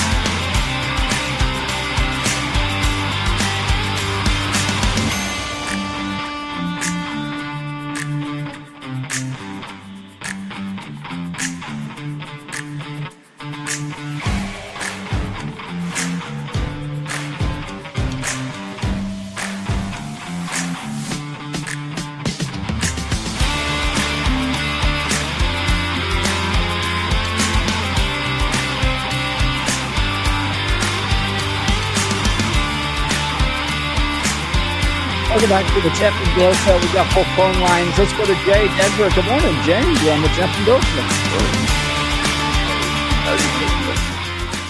Show. Not bad. How about you? Oh, good. Thanks for having Gabe on the radio. He's, of course, a veteran, and that's very cool, and it's Veterans Day. So congratulations, and, thanks to all our boys and girls, veterans, alive and that have passed. And I was so excited to hear he was a chopper pilot, which is pretty exciting. That is exciting. And, he's got a great career and background. They really did get a great candidate. Republicans did. I'm not sure that Janak Joshi could have beaten Derek Harevale. I just think he was so slick. Gabe Evans is at running a campaign. He ran probably the best campaign you can have. The one slip up was that Kyle Clark debate, but that was more on Kyle Clark than Gabe Evans. But no, great victory. Yeah. How much you think, Jeff? How much you think they spent on that? The other side, 50 against Gabe. I mean, I don't know. I don't know the numbers. That's a good question. And we're going to get into this later this week. But do you think the state party was helpful for Gabe? Absolutely. And I think that the fact that the state party was not able to demarcate the head of the party a few months or whatever that was before the election was just crazy what was going on there with the party head, which is a save because you have to keep continuity if you're going to win. And I actually like the guy that's there. I don't know him, but I like what he says. I forget his name, but the Dave Williams. Yes. Mm-hmm. Yeah. So you give Dave Williams a little bit of credit for helping Gabe win? Well, yes, and also I think the party tried to impeach him and remove him. Those folks tried to remove him a couple months before the election. Is that right? Yeah, there was an effort to get Dave out by. Oh gosh, why am I forgetting his name right now? Eli Bremer. Eli Bremer, which I've always said. And I think there's a fair critique as to whether or not the state party provided quality resources to Gabe Evans. I mean, they endorsed his opponent. And for what I understand, Gabe had to go through Arizona state party in order to get some mailing. I don't know if that's true. We'll talk to Dave Williams about it a little bit later. But the effort to remove Dave, I always said, judge him like you would any other coach on wins and losses. And taking him out during the playoffs, I'm not sure is the best thing to do, but I could be wrong. Prove me wrong. People are welcome to give me a call, 303-696-1971. But Jay, do you think that Colorado's as blue as everybody says it is? No, I don't. I think that just like in the time when Germans were rounding up all of the people that were for freedom, if you will, the good conservative, I just say conservative, but the people that believe in the American way, let me say that, have kept their heads down, their mouths shut and quiet. And it's not by accident, because we know for the last 8 years, or the time Trump went down the escalator, there's been a very serious attack on principles, U.S. principles, let me use that term.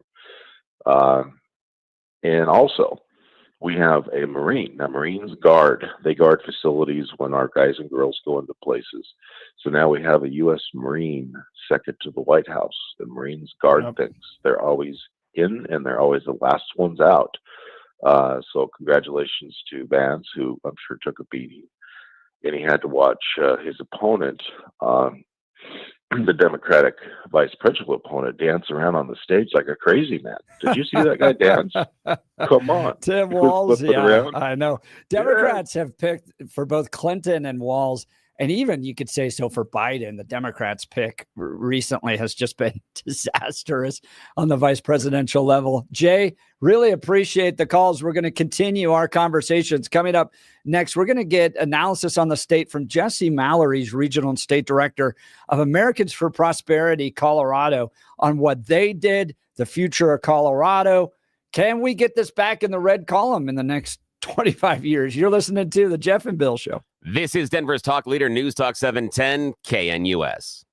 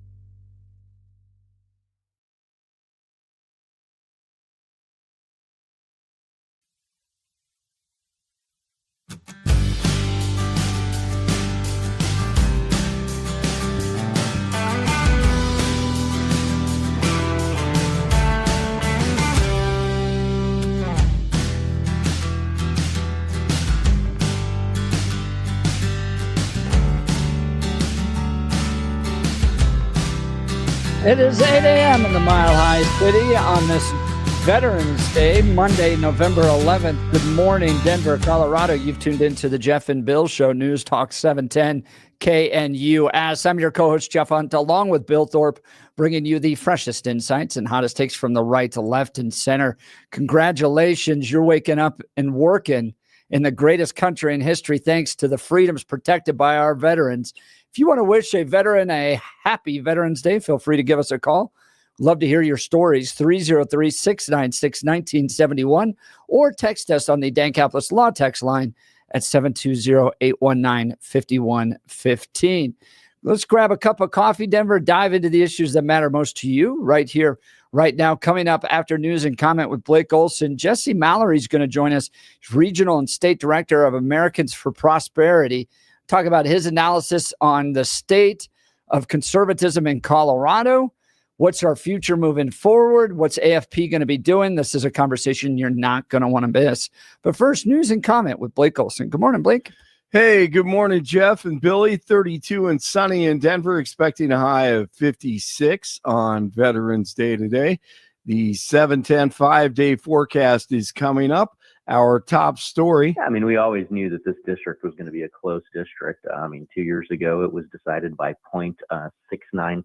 This year, once the final vote comes in, it will probably still be less than 1%. Gabe Evans headed to D.C. Democratic incumbent Yadiro Caraveo has conceded the race to the Republican challenger Evans for Colorado's Congressional District 8. Evans joined Jeff and Bill last hour. So it lived up to its billing. That's what we've been saying all along, is this is going to be one of just a handful of races that could go either way. And so obviously, as the next election night happened and the results started to roll in, we knew that, realistically, there's no way we were going to know election night. But we also had a pretty good idea of where the ballots, which counties were reporting, obviously between Weld County, Adams County, Larimer County. We had a pretty good idea of, just how many, just general turnout, how many folks were going to be or anticipated to vote in this election. Evans said that he plans to serve his constituents well in D.C. New York Congresswoman Elise Stefanik will be named by DJT to be U.S. Ambassador to the United Nations. Trump said he's honored to nominate Stefanik for the role while calling her strong and tough. President Biden and Kamala Khan will attend a Veterans Day ceremony at Arlington National Cemetery today. They'll participate in a wreath-laying ceremony at the Tomb of the Unknown Soldier, and Biden will deliver remarks at the cemetery amphitheater. Former ICE Director Tom Homan is being named President-elect Trump's border czar. Earlier this year, Homan promised to run the biggest deportation force this country has ever seen if Trump got elected. Saw a new map that, I agree with. Problem solved. Canada takes California and the extreme northeast, and then conservative USA, the rest of the land across the U.S., the remainder of the land. Canadians warn us. I know a lot of Democrats are upset right now with Trump winning, and you guys are saying that you guys want to move to Canada. Well, we're two Canadians, but we're living in Texas right now. And so we thought we should actually come up with a solution for that, because I would give a kidney to have a United States citizenship. Like, we're on visas right now. They expire in 5 years. But to the Democrats that actually want to move to Canada, to a slow-moving communist crap hole that is under Justin Trudeau's rule for the last 9 years, and even his own party wants him out of the Liberal caucus because he's an absolute tyrant and ruining the country. We are willing to trade our Canadian passports for your American passport. All right, good luck to them. A great and legendary college football coach with a message for number 47. President Trump, this is Lou Holtz. I just want to congratulate you on an unbelievable success. You had so many obstacles. You had so many reasons to lay down and stay down. All the unfair things that happened to you. But you're a true winner. You didn't bitch, you didn't moan, you didn't complain, you didn't say, woe is me. You just went about and continue to do what you felt was in the best interest of this country. And now you've been rewarded. Speaking of football, Fraboni snap. Riley the hold. Lets the kick to win it. Oh! Blocked! The Chiefs have won! The Chiefs have won! The Chiefs blocked the Broncos field goal on the final play of the game, 16-14 victory for Kansas City. They're now 9-0. The Lions ran their winning streak up to 7 straight victories with a 26-23 victory over the Texans as time expired on Sunday night football. First and goal. Setting the stage for the playmakers. End zone for Shepard. That's a big hug, and he still came down with it. What a play by Shepard against Horn.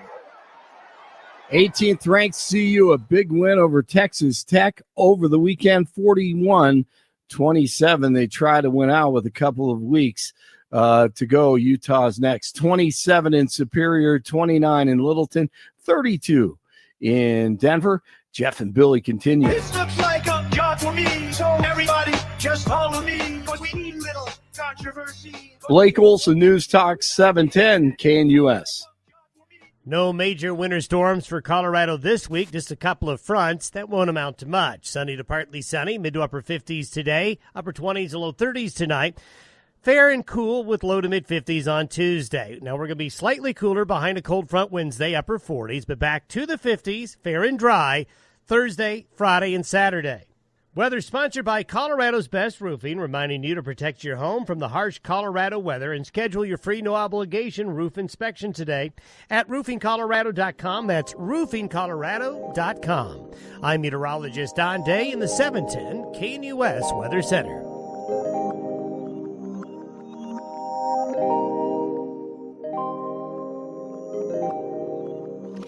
Welcome back to the Jeff and Bill Show. In just a second, we're going to hear from Jesse Mallory, Regional and State Director of Americans for Prosperity. I want to go to Jack real quick. Jack, you got a correction for Billy, huh? Hello? Hey there, Jack? Yeah, kind of. Yeah, I got is Trump going to try to do something of energy? You got to split that down. You got fossil fuel energy, which is controllable, and then this I don't know. Jack, I think we've got a wrong later. connection. Yeah, Give us a call later. back. We'll get to you in a second. I think you want to debate energy issues, but you know who knows a lot about energy is Jesse Mallory, Regional and State Director of Americans for Prosperity, Colorado. Give us some analysis on how Colorado performed in the last election, all that AFP did to help get good folks across the finish line, and then where he sees Colorado going. Jesse, thanks so much for taking time to join the Jeff and Bill Show. Yeah, thanks for having me on. So let's give us your first rundown on how last Tuesday went in the state of Colorado. Obviously, a lot of conversations about national elections. We had Gabe Evans on to talk about his win last hour. But from your perspective as the Regional and State Director of Americans for Prosperity, how are we doing in Colorado? Well, look, I think Colorado's an interesting place. It's, there's a lot of stories about talking about how there was a blue wave or a red wave that was, and then Colorado's this blue island. But, by and large, when you look at the performance of these seats, we're seeing that trend that we saw a lot of places worse to the left. We're starting to see that change. And I think it's important for everyone to remember that, when you look at what, how Evans performed, how Hurd performed, and some of these state legislative seats that we're starting to see folks, we're starting to see some highly competitive seats that used to be, that would just lean straight to the left. Well, and you spent a lot of time down at the state capitol as well. It looks like Republicans have picked up at least one seat, right? Maybe possibly two more. And if they do that, there'll no longer be a supermajority in the House. Is that right? No, that's right. The cracking the Democrats' supermajority has been a focus of a lot of folks for a very long time, and it's looking like that's really possible. I mean, when you look at, candidates like Woog and some others, Kelty, who've just been out there hustling, and there's a lot of folks who invested a lot of time, energy, and resources on seats such as that. And I think, I think the Democrat PACs were pretty surprised by the performance of some of these seats, because I know they ignored the Woog seat for a while, and then I think they panicked when they started to see things shake out. So. Well, give us a sense of everything that Americans for Prosperity did. By the way, we're talking to Jesse Mallory, Regional and State Director of AFP. Give us a lowdown and an overview of all the ways you guys were engaged in this last election. Sure. So electorally, it's Americans for Prosperity Action. That's our electoral entity. And so, just to give you an example, in the 8th congressional seat, between AFP Action and Libre Action, which is our sister organization, we did 117,000 individual doors. This doesn't count the doors we went back to, the people that we were chasing. We did 117,000 doors. It was 48,000. Actually, no, I guess it was 69,000 calls that we did into the district. 26 people knocking on doors 6 days a week, and that doesn't include our staff or the 30 volunteers that we had any given moment.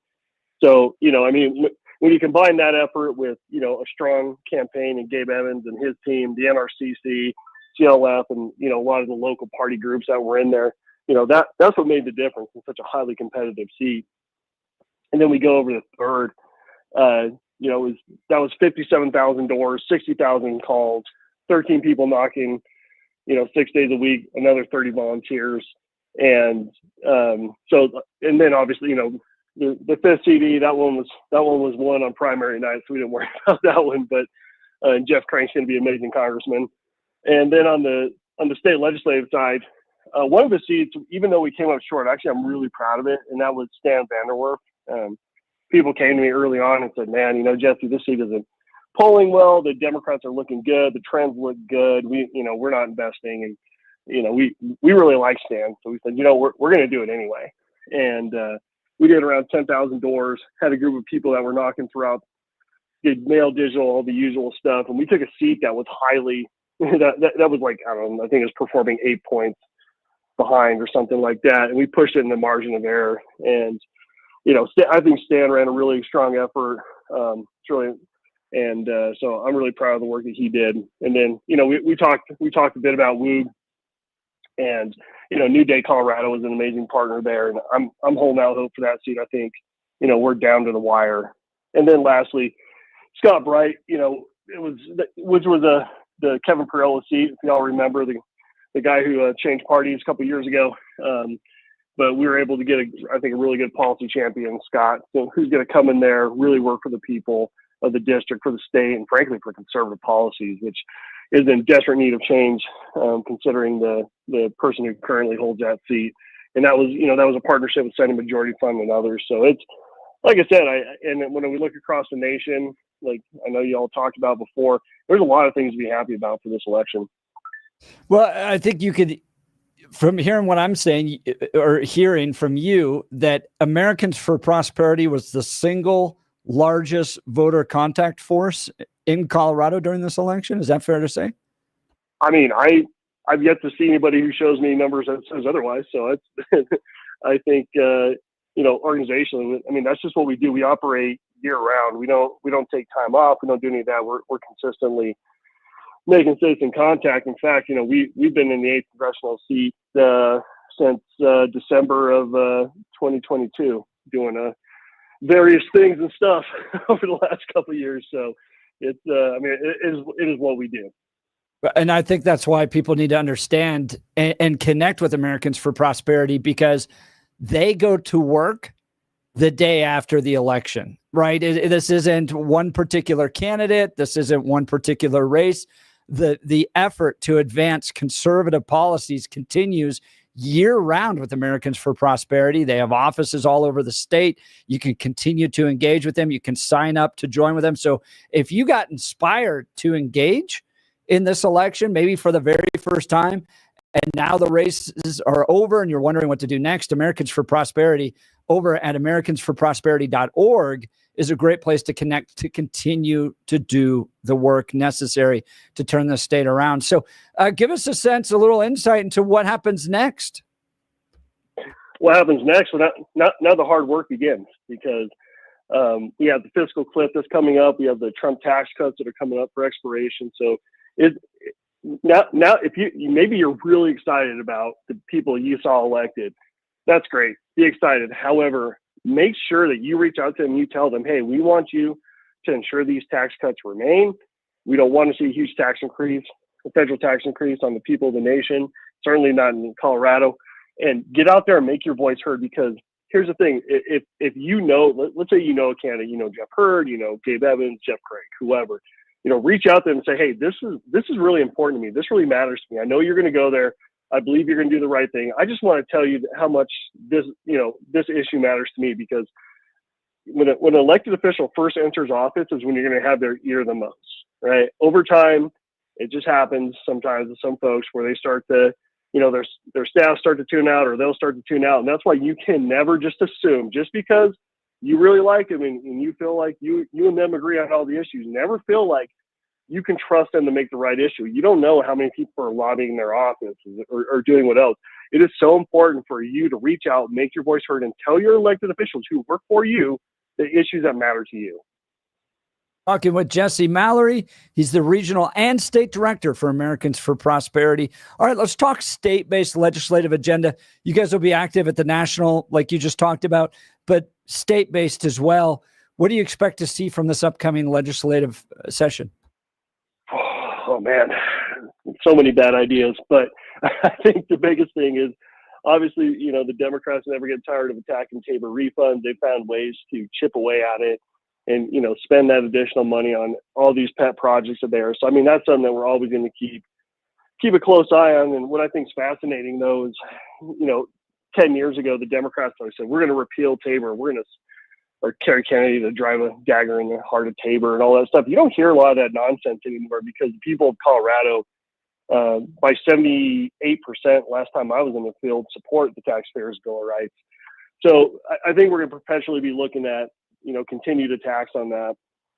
One of the biggest things that I'm focused on is related on energy issues.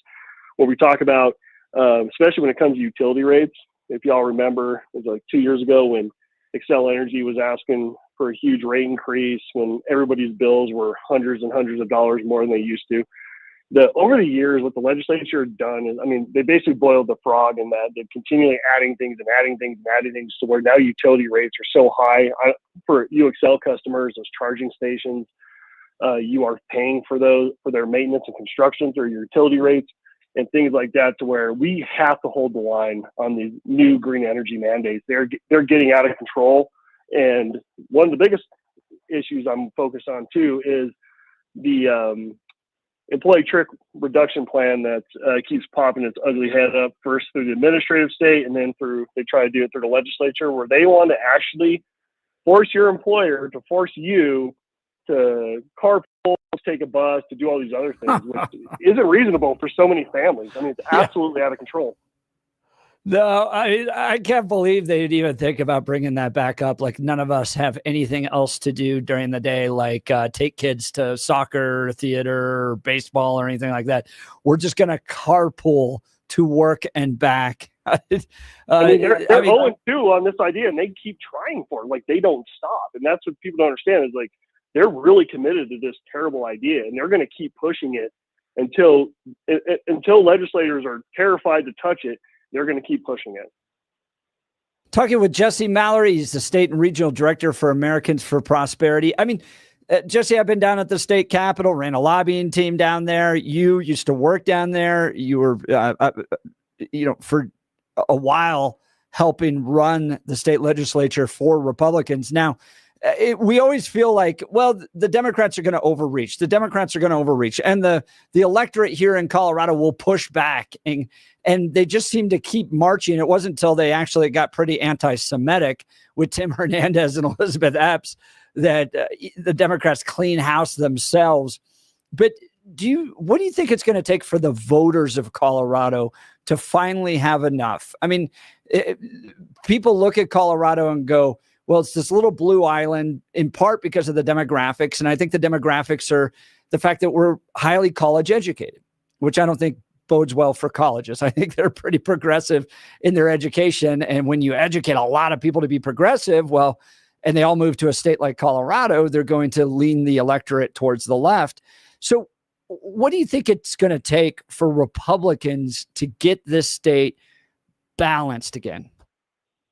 Well, I mean, I've always believed that you got to talk about the issues that people care about, not the ones that you necessarily care about, but the ones that they care about. And when you start looking at the cost of inflation in Colorado, I mean, Colorado is extremely high when it comes to inflation and cost of living, but we have a, by and large, fairly wealthy population here. So, the difference for them is maybe they just don't go out to eat as much versus other states like in the Rust Belt where this is, really, really negatively impacting their lives. So, I think it's recognizing who your populations are and what they're concerned about. And, I saw this, in the early 2000s, because I've been doing this for way too long, where, the Republicans were worried about the Pledge of Allegiance in the classroom while, people are worried about education funding. And guess who won that argument? The people that are worried about education funding. So I think it's tying into those issues and focusing on the things that people care about. And I think what that takes is actually going and talking to people. One of the things we do is we go to doors and we talk to people over the phone and through other means year round, and you hear what they're concerned about. They're concerned about utility rates. They're concerned about the cost of living. They're scared for, how they're going to pay for things. Having said all that, they're also passionate about issues that you may not agree with them on, abortion being one of them. And some of those other things, you got to look at that picture holistically and actually meet people where they are and lead them to where you want them to go. But you can't just assume they're with you or just say, what I heard in 2022 from folks that said, yeah, we agreed inflation was high. We agreed Biden's policies were bad. We agreed on all this stuff. We didn't hear a solution from anybody. And so they went with the safe choice in their opinion. And then we saw the results of that. Talking with Jesse Mallory, Regional and State Director of Americans for Prosperity. All right, so people want to engage. They want to get involved with AFP. Again, the single largest voter contact force in Colorado. And look, listeners, this is where Republicans have been getting it wrong for a long time. We weren't in the trenches the same way the Democrats were, actually talking with voters, getting the ballots turned in, knocking doors, making phone calls. It took that type of ground game in order for Trump to win. He learned from his mistakes. He got out there in this last election, made it happen. Americans for Prosperity is going to continue to do that down or in light of what we're going to face at the state capitol this legislative session, what we're going to face in Washington, D.C. They're going to continue to do voter contact. So, Jesse, somebody wants to join you all. They want to get involved. What did they do? Just go to our website, americansforprosperity.org, sign up, and we'll have one of our team members get in touch with you, and you can get activated. The thing is that I think, we have different means to connect to folks and do things and make your voice heard. So it's like, if you're a newbie to politics and you're like, hey, I'm not sure how comfortable I am going to somebody's door just yet, that's fine. We got a lot of things you can do to get you involved in the process. Or if you're a seasoned vet who, just voter contact is what you do, then fantastic. We got a lot of different things to do, because when we think about the challenges ahead of us, both in the state and federal level, is that we need to activate, and we need to activate now. We cannot wait. Jesse Mallory, thank you for all the great work you've done. I think AFP and their voter context was one of the critical reasons we now have 4 Republican members of Congress representing the state of Colorado, not 3, not possibly 2, but 4, and all the success we've had with the state legislature and winnowing away at that supermajority came as a result of Americans for Prosperity. Go to americansforprosperity.org to connect with them. Jesse, thanks so much for taking time to join the Jeff and Bill Show.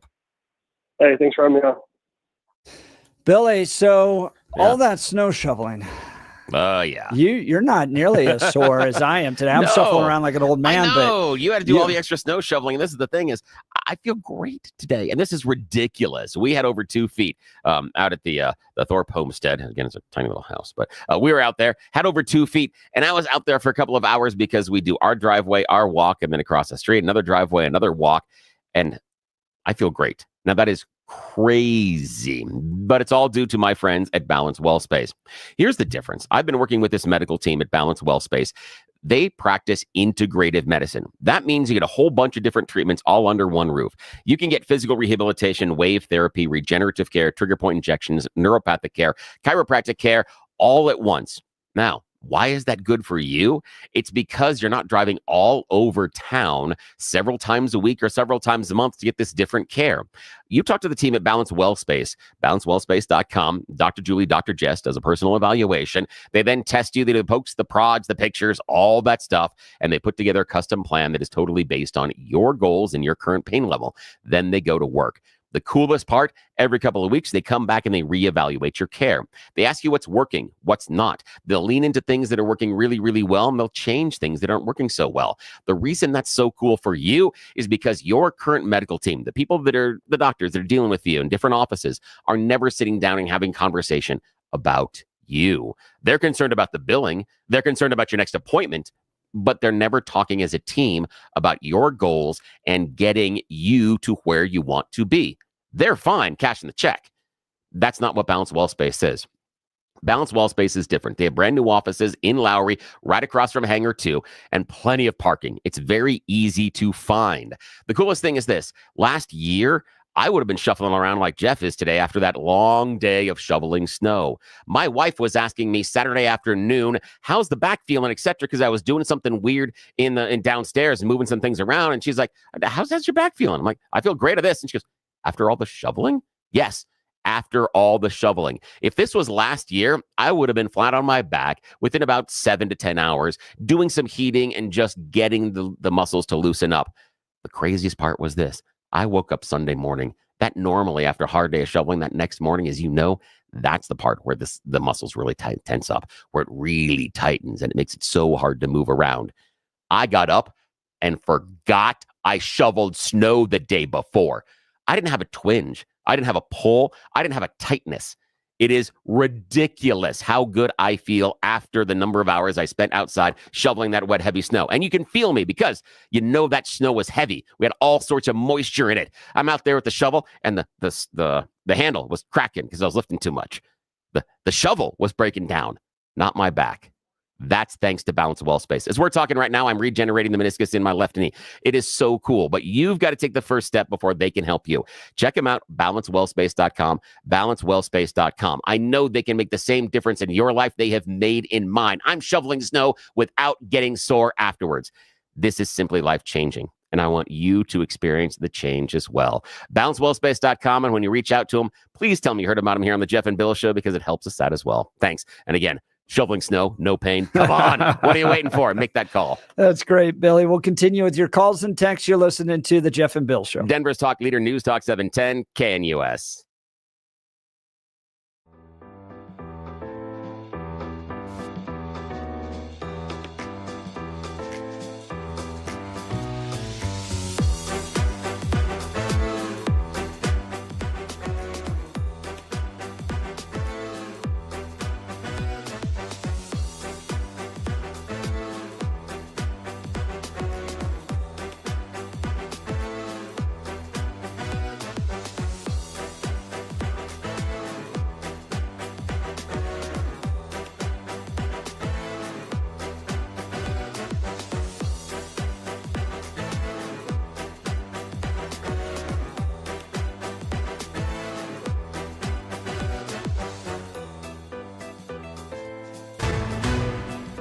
At this hour, I'm Christina Owayo in Dallas, and here are your top stories.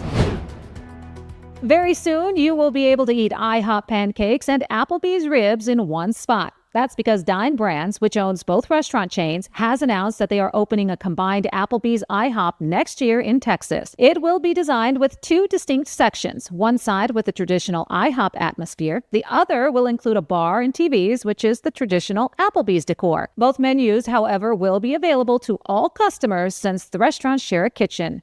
Dine hopes this can help grow the restaurants, which both reported falling sales in the third quarter. The company has already seen success with the dual-branded Applebee's IHOP in Canada, Latin America, and the Middle East. NASA's Quest mission has marked a major milestone in achieving quiet supersonic sound as a team has started engine testing for the X-59, a low-noise supersonic experimental aircraft. The test will confirm the aircraft's systems are working together while powered by its own engine. The testing is taking place at Lockheed Martin's Skunk Works facility in Palmdale, California. The X-59's first flight is now expected in early 2025. NASA's Quest mission will gather data on how people perceive thumps from flying faster than the speed of sound. The hope is to provide information to regulators in an effort to lift the bans on commercial supersonic flights over land. That's what you need to know at this hour. In Dallas, Christina Aguayo, Salem News Channel.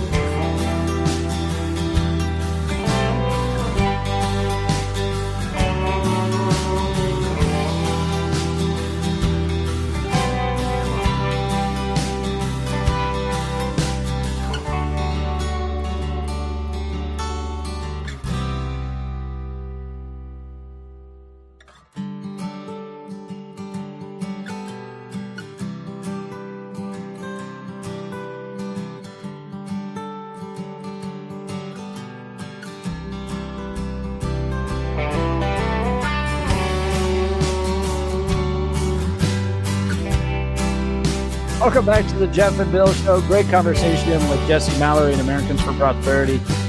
Boy, I never understood, Bill, that little survey that was like, yeah, what?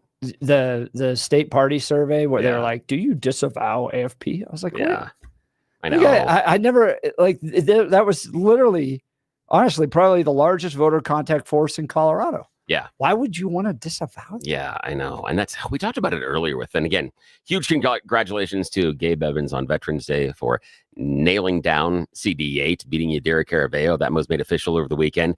And we were talking about him navigating that battleground constituency that he has. And just like with the Colorado GOP, pushing away AFP to me felt like cutting off your nose to spite your face, because you're on the same team. You have the same, well, okay, you're not on the same team, but you play in the same league and you're in the same division and you still want the same people to win. So why not pool, I wouldn't say pool resources, but work together and understand that they can do something and you can do something, and together more things can be done. And I love the fact when he was talking about the number of doors they knocked on and the number of outreaches, and they did a lot tens of of thousands. and they did the hardcore. The thing I didn't jump into the conversation because he answered the issue later on about what were those issues that resonated. That's what I was really curious about, since they were out there talking to the voters, especially in Gabe's district.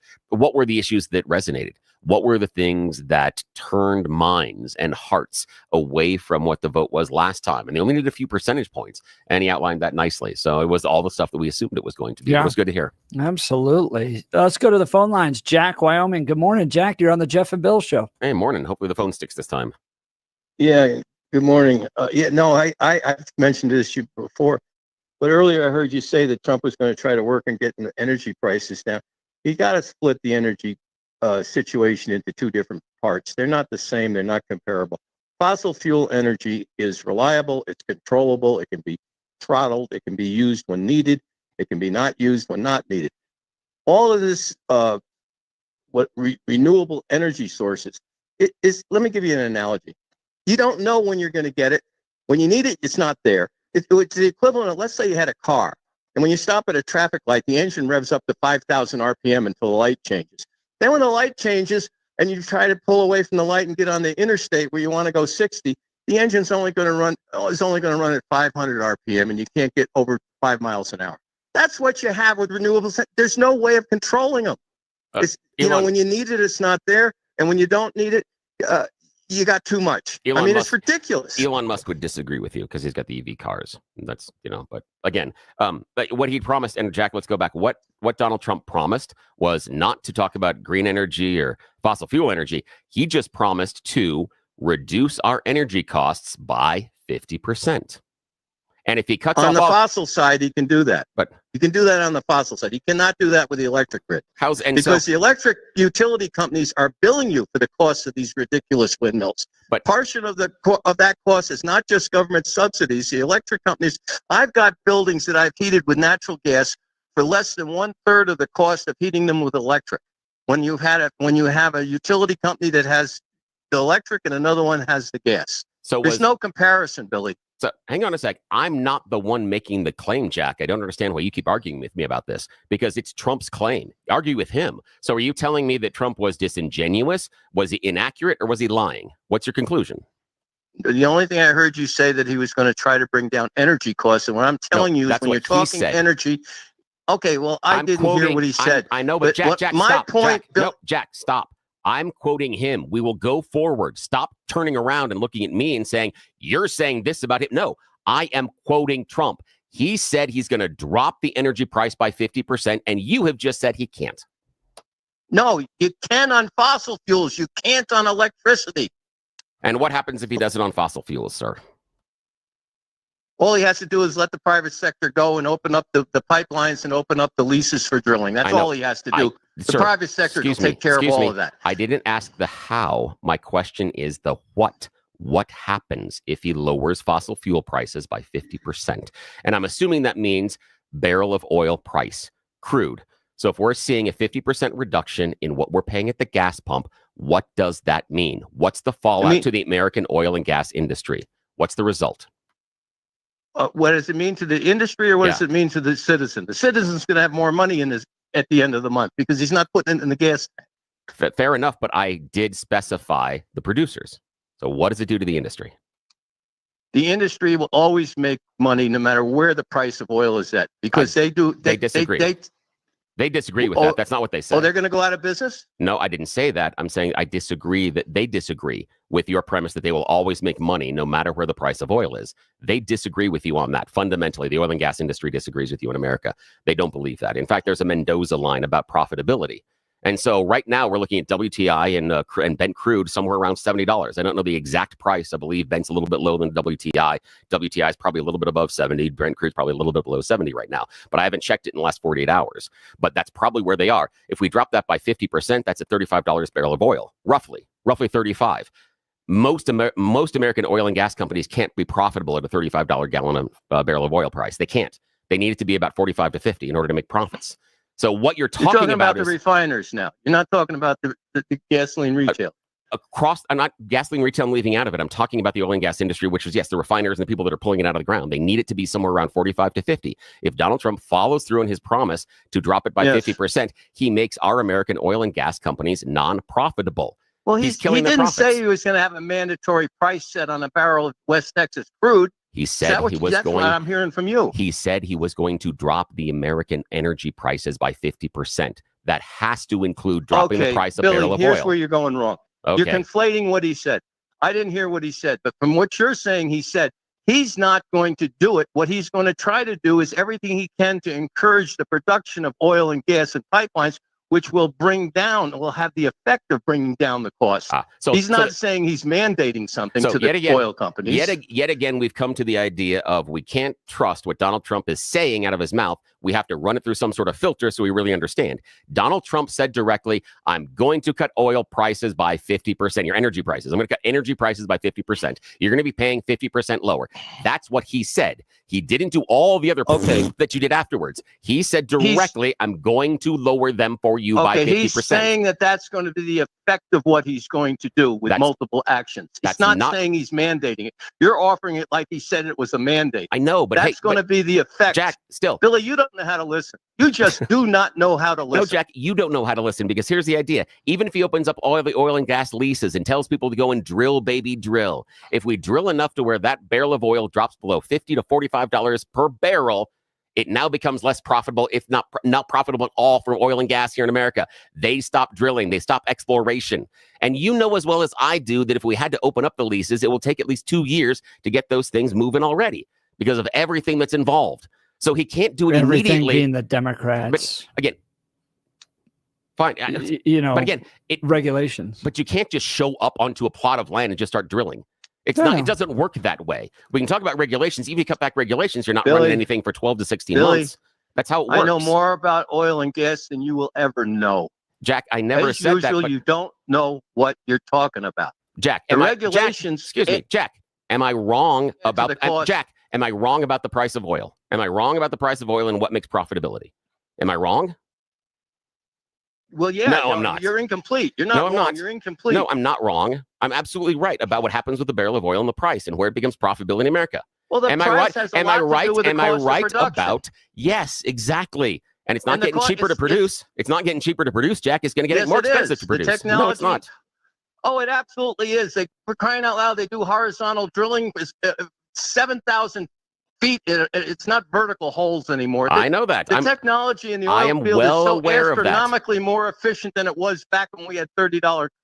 I'm well aware of that, barrel. but we can't. But the American oil companies can't make a profit at $30 a barrel of oil. And am I correct or incorrect about? They will. They didn't last time. They didn't last time. Well, guess what, Billy? They didn't last time, and that was only 4 years ago. That was only 4 or 5 years ago. That was only 4 or 5 years ago, Jack. Jack, that was only 4 or 5 years ago. Natural gas, and it's going to be sent to Europe. Jack, that was only 4 or 5 years ago when it dropped that low and they couldn't make money off of it. It's not something that I'm talking about from years ago. It's gas, fossil fuels. It's not just crude oil. Yes, and if it drops, gas that comes out is liquefied. That's going to be sent to foreign countries. Yep. And if he drops that price by 50%, what happens, Jack? Where's the profitability go? You think that the energy companies want more restrictions on their ability to drill? It's not about more restrictions. It's the idea of supply and demand, and but that'll drive what Jack the cost up, right? If there's fewer gas and natural gas and oil provided, then it'll drive the price up because there's just less of it. So Billy, that's what OPEC does. Yes, that's what OPEC has been doing over the last 6 months. Going. Let me tell you where Donald Trump is going. Why can't Donald Trump tell me where he's going? Because I'm trusting Donald Trump. No, Jack, remember in this conversation, I'm the one that outlined exactly what Donald Trump said, and you're the one that is providing some sort of interpretation of it. So go ahead, tell us your interpretation of whatever the hell Donald Trump said, I'll give despite you the fact of what came out of his face hole. Let me give you the big picture of what Donald Trump is capable of doing. He can make an agreement with the Russians. He can lay a pipeline 60 miles is all it's going to be across the Bering Strait. He can tie into the existing pipelines that Russia has. It feeds Germany and it can go into all of Western Europe, and they can have a joint venture on that, and they can get all of the natural gas resources out of the National Reserve up there in Alaska. The ability for foreign trade in hydrocarbons with a genius like Trump going into an agreement going across the Bering Strait into the Russian pipeline system. You have no idea what this man is capable of. Billy, your brain is as small as a peanut. Yeah, Jack, I'm not going to play names today. You can call me all the names you want. Doesn't make you right. I mean, I've been called names and mocked routinely on the show here with callers. I'm sorry, but as soon as you start insulting my intelligence and saying that I have a small brain, you're abdicating your role in the conversation, Jack. We're having a conversation. But I outlined, no, hang on. I outlined exactly what Donald Trump said. I asked Jack how to get there, and Jack couldn't get there because what Jack is obfuscating, what Jack is ignoring, despite his big, giant brain that he says he has, is the fundamental principles of supply and demand. We can do his whole Russian pipeline thing. That's fine, but what does it do to the price of natural gas? It lowers it. And that's my question. That's what Jack was avoiding because he knew that I was right on it. He was avoiding the question about if we increase supply, it will lower the overall price. And there is a Mendoza line for American oil and gas to make a profit. And Donald Trump's promise, his promise, not my interpretation of it, his direct promise is to lower it below the cost of profitability. And Jack says, nope, the American oil and gas producers are just going to take it. I guess what I don't see is if you're going to increase production, you're going to increase demand because the economy is going to get better in light of that. So if you have higher demand, even though it's lower cost, you're going to invite new oil and gas exploration into them. It seems like in your equation, Bill, you're limiting the oil and gas to pre-existing oil and gas operations as opposed to expanded oil and gas operations that would come from new businesses. What happens inside of a marketplace when you expand supply? It always lowers price. Yeah. That's the idea as far as competition. Right. So if Donald Trump is talking about increasing the supply, it's going to lower the cost. Right. That is what happens.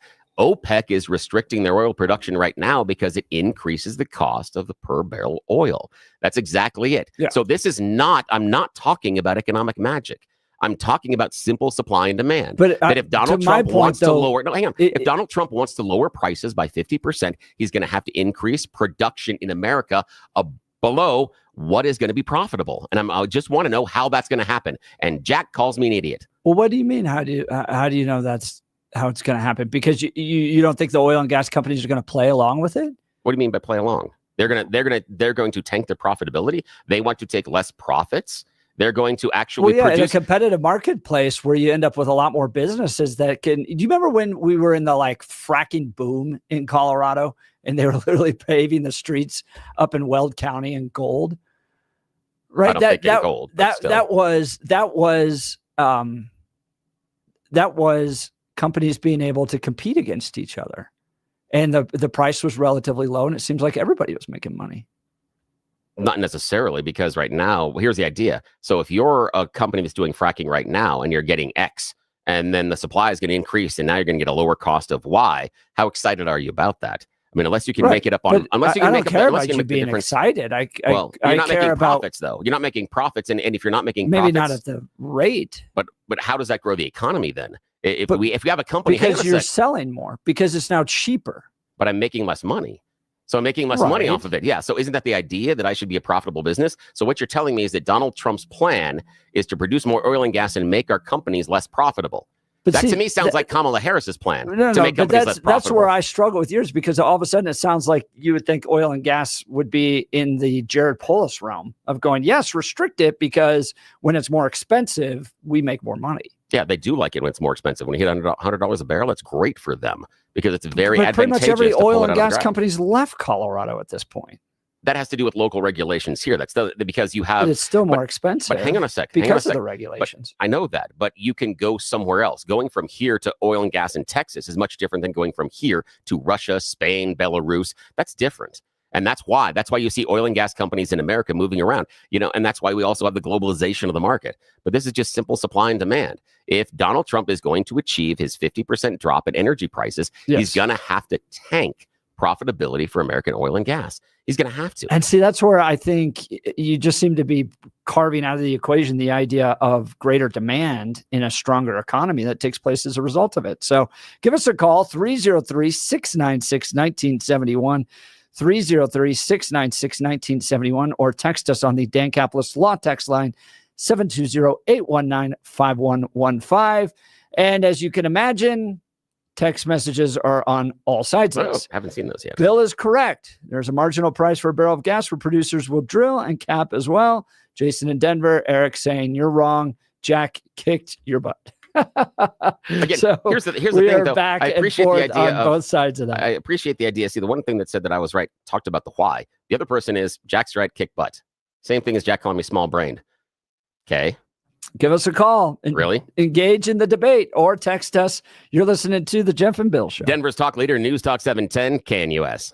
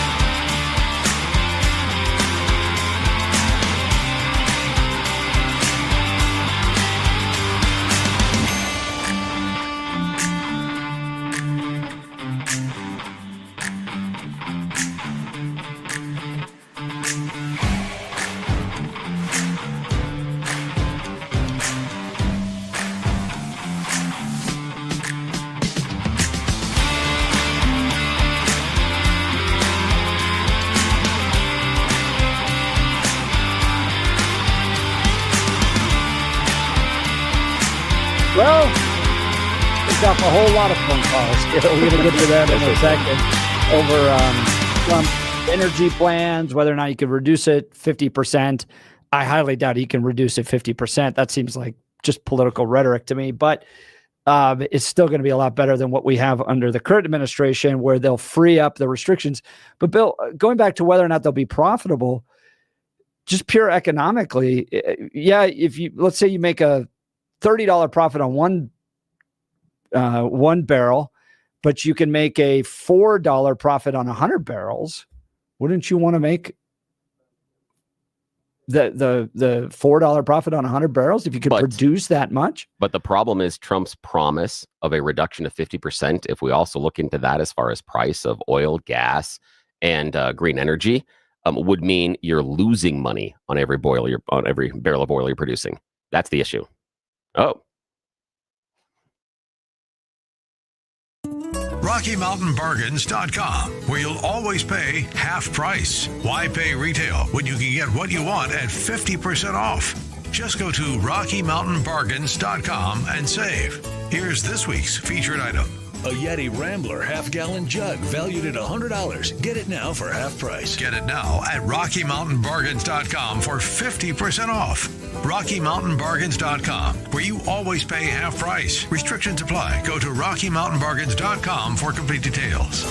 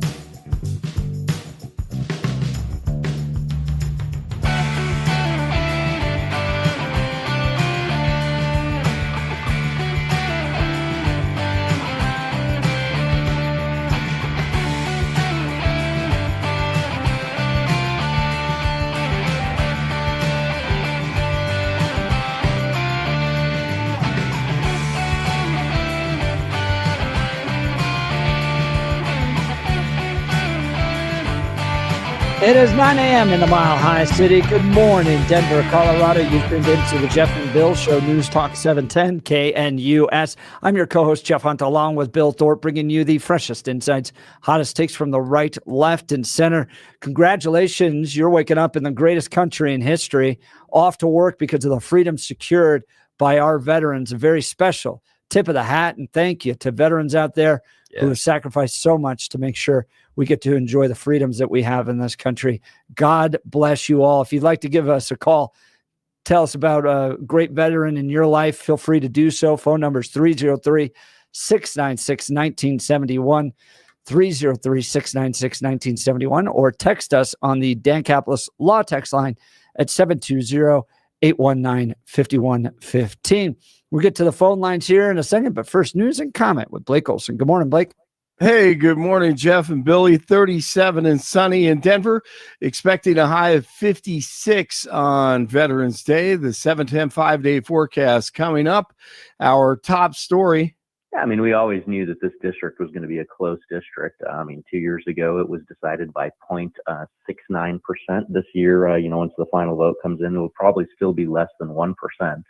Gabe Evans, a veteran on Veterans Day. He's headed to D.C. Democratic incumbent Yadira Caraveo has conceded the race to the Republican challenger Evans for Colorado's Congressional District 8. Evans joined Jeff and Billy a couple of hours ago. What is next? Big drivers in this district that correlate to committees in Washington, D.C. are energy, commerce, and agriculture. And so those committees that support the district, those are obviously going to be the first ones that I try to get on. All of that stuff still is yet to be decided. But making sure that I'm just a voice for this district. And we know what this district wants because we talked all about it through the campaign. Cost of living. Cost of living is a major, major issue right now. Folks can't afford groceries. They can't afford gas. They can't afford home ownership. And so working to be able to empower the economy again so that things become affordable, working to be able to. And Jesse Mallory, Regional and State Director, Americans for Prosperity, on the show to discuss Evans and the victory. Between AFT Action and Libre Action, which is our sister organization, we did 117,000 individual doors. This doesn't count the doors we went back to, the people that we were chasing. We did 117,000 doors. It was 48,000. Actually, no, I guess it was 69,000 calls that we did into the district. 26 people knocking on doors 6 days a week, and that doesn't include our staff or the 30 volunteers that we had any given moment. So, when you combine that effort with, a strong campaign and Gabe Evans and his team, the NRCC, CLF, and, a lot of the local party groups that were in there, that's what made the difference in such a highly competitive seat. DJT will make Stephen Miller the White House Deputy Chief of Staff. New York Congresswoman Elise Stefanik will be nominated by Trump to be the U.S. Ambassador to the United Nations. He's also naming former ICE Director Tom Homan as the border czar. Earlier this year, Homan promised to run the biggest deportation force this country has ever seen if Trump got elected. President Biden and Kamala Khan will be together today again at a Veterans Day ceremony at Arlington National Cemetery. Tesla is now a $1 trillion company. Shares of the electric vehicle maker surged 8% in Friday trading to push its market cap past $1 trillion for the first time. The company's stock rallied about 27% last week as DJT won the election. A Southern California teacher is on paid leave after a profanity-laced anti-Trump lecture. A viral video captures some of the Moreno Valley High School teacher's remarks. This is not a game. Can you end up in a concentration camp in your lifetime? Yes. Can you end up with no human rights? Yes. Will it happen to you? Most likely not. But has Donald Trump quoted Hitler? Yes. Does he embody some of Hitler's ideas? Yes.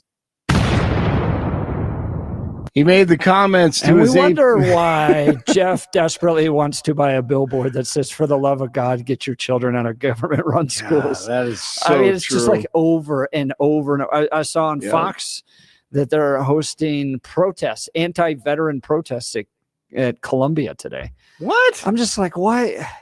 What are we doing sending these institutions any money anymore? Exactly. Just like NPR. Yes. Cut it all off. Yes. Try to live like the rest of us. Jeez, I did not know that. I'm glad you told me that. Hey, someone overheard Kamala Khan over the weekend on the phone. Hello. I don't know what to tell you, Barack. I have no idea where the money went, right? $20 million.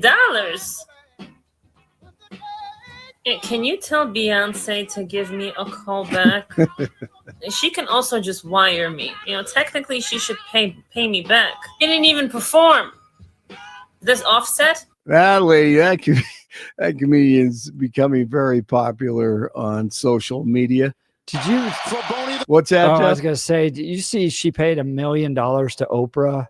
Yes. I mean, all the money that they spent. I don't think Trump was paying his surrogates. I don't think so either. And then the set, I think they spent like $100,000 on that set to whatever that stupid podcast. The semi-porn podcast, and they built the set because she wouldn't go to them. And really, it was like $100,000 set, and I think Fox is saying they could have built it for $7,000. I could have built it for $500, but the set was wow, really. I mean, it was just a couple chairs and a coffee table. Right. Man, she wasted so much. They wasted so much money, and it just comes across as so fake, doesn't it? Oh yeah, absolutely. The whole thing was fake. The whole just a fraud. So, I'm enjoying it. You know what? I was at church yesterday. I wasn't going to tell this story, but I have to tell you. I was so happy, man. The sky was blue. The sun was out. The mountains were popping. And we're going to church. And I'm so excited. And we had a visiting pastor. Oh, my God. Jeff, it was like I've been to happier funerals in my life. Oh, no. Really? Yes. As a it was visiting so, pastor? Yes. It was so dark. I'm like, hey, she almost started crying. She brought up the election again. I was about to stand up and say, what are you doing, man? This is a day of joy. Yeah. I mean, I was ready, man. I mean, and honestly, like 85% of the church, man, I felt the same way I did. So it was bad. Blake, you'll love this. My son comes to me. He's 12 years old yesterday. He goes, Dad, can I wear my MAGA hat to church? And that's beautiful. Like, yeah, you can. Just because you pretty much always wear hats to church. He's in youth Really? group, all that stuff. And it's that's so I'm like, cool. all right, yes, you could wear it. And he comes back and he goes, Dad, everybody was high-fiving me at church. That is awesome. That is so cool, man. I'm glad he did that. We go to a little neighborhood Baptist conservative church, and they were all pretty excited. Oh, that's cool, man. You're gonna remember that forever. All right. Well, and to wrap it up, he was the one that didn't get the candy. Oh, yeah, absolutely. So this was his treat right here. He went to that house that was a Harris Walls, and the door opens, and he goes, Trump, Trump, Trump. And the girl goes, you better take that back or you're not getting candy. And he goes, I'm not gonna take it back. And so she's like, fine, no candy. So this lady declined to give him candy. Yeah. So then he goes to church wearing his Trump hat, and everybody's high-fiving him and all that stuff. Oh, you know who that lady was, right? No. That's right. All right, you can sit down now. All right, little Broncos action. Riley the hold, wants the kick to win it. Oh! Blocked! The Chiefs have won! The Chiefs have won! Ah, man, those Chiefs, they blocked the Broncos field goal. Final play of the game, 16-14. They win it. They're now 9-0. First and goal. Setting the stage for the playmakers. End zone for Shepard. That's a big hug, and he still came down with it. What a play by Shepard against Horn. 18th ranked CU, big win over Texas Tech over the weekend, 41-27. 34 in Castle Rock, 35 in Aurora, 37 in Denver. Jeff and Billy continue on Veterans Day. So my question to Kamala Harris is, what the hell have you done to question our loyalty to the United States of America? Blake Olson, News Talk 710 KNUS. No major winter storms for Colorado this week, just a couple of fronts that won't amount to much. Sunny to partly sunny, mid to upper 50s today, upper 20s to low 30s tonight. Fair and cool with low to mid 50s on Tuesday. Now we're going to be slightly cooler behind a cold front Wednesday, upper 40s, but back to the 50s, fair and dry, Thursday, Friday, and Saturday. Weather sponsored by Colorado's Best Roofing, reminding you to protect your home from the harsh Colorado weather and schedule your free no-obligation roof inspection today at roofingcolorado.com. That's roofingcolorado.com. I'm meteorologist Don Day in the 710 KNUS Weather Center.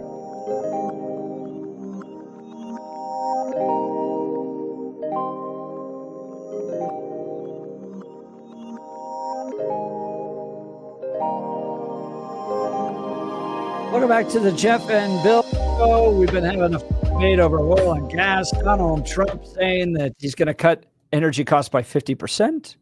It's my ambition, he says, to get your energy bill within 12 months down to 50%. What does that mean for the oil and gas companies? Can they compete if that happens? This is just kind of political rhetoric. What do you think? Let's go to the phone lines. Jim Parker, good morning, Jim. You're on the Jeff and Bill show. Morning. Oh, hi, Jeff. Hi, Bill. I was driving, so I haven't heard any of the callers or any discussion in the last 5 minutes. So I apologize if I'm kind of reiterate anything, but everybody's getting passionate about this topic. And I, it's not a political discussion. It's more an economic discussion. And I think that Trump is right. He could reduce it by 50%. And I disagree with Bill that that companies will go out of business because it's a negative profitability. They're gonna, as a corporate company, you got to report to the shareholders a certain profit or a certain dollar figure for profit or EPS, right? And you've got EBITDA as well. So to me, what happens? It's like Costco. Costco runs on 1% profitability. Walmart is pretty thin, and that's how the oil industry is. And people don't understand. They say that the money's going, or the price is going up, and it's generally tariffs and taxes that are really making that jump up. And there's supply and demand, and there's a peak point that you get the best supply and best demand of everything, right? But at the same time, just getting rid of the companies from a micro level, the government gets as a plus more income taxes, lower unemployment, and they also get corporate taxes domestically, and they get rid of the tariffs that they're getting from buying it overseas and allowing the importers or exporters basically set the market. Our companies can set the market here with less, the taxes will be less here domestically rather than take the tariffs and the taxes. You can correct me if I'm wrong. I'm sorry. I didn't mean to go off there, but I'm open-minded. So I'd like to hear your thoughts on I understand what you're saying about that, Jim. I didn't say companies necessarily going out of business. What I said is they won't drill and produce because there is that Mendoza line of profitability. And if you get below that, it makes no sense for American oil and gas companies to continue to drill here if it's costing them more to pull it out of the ground than it is they can sell it on the open market. And Trump's promise of lowering it by 50%, again, he's saying all energy costs. And my premise was, how do we get there?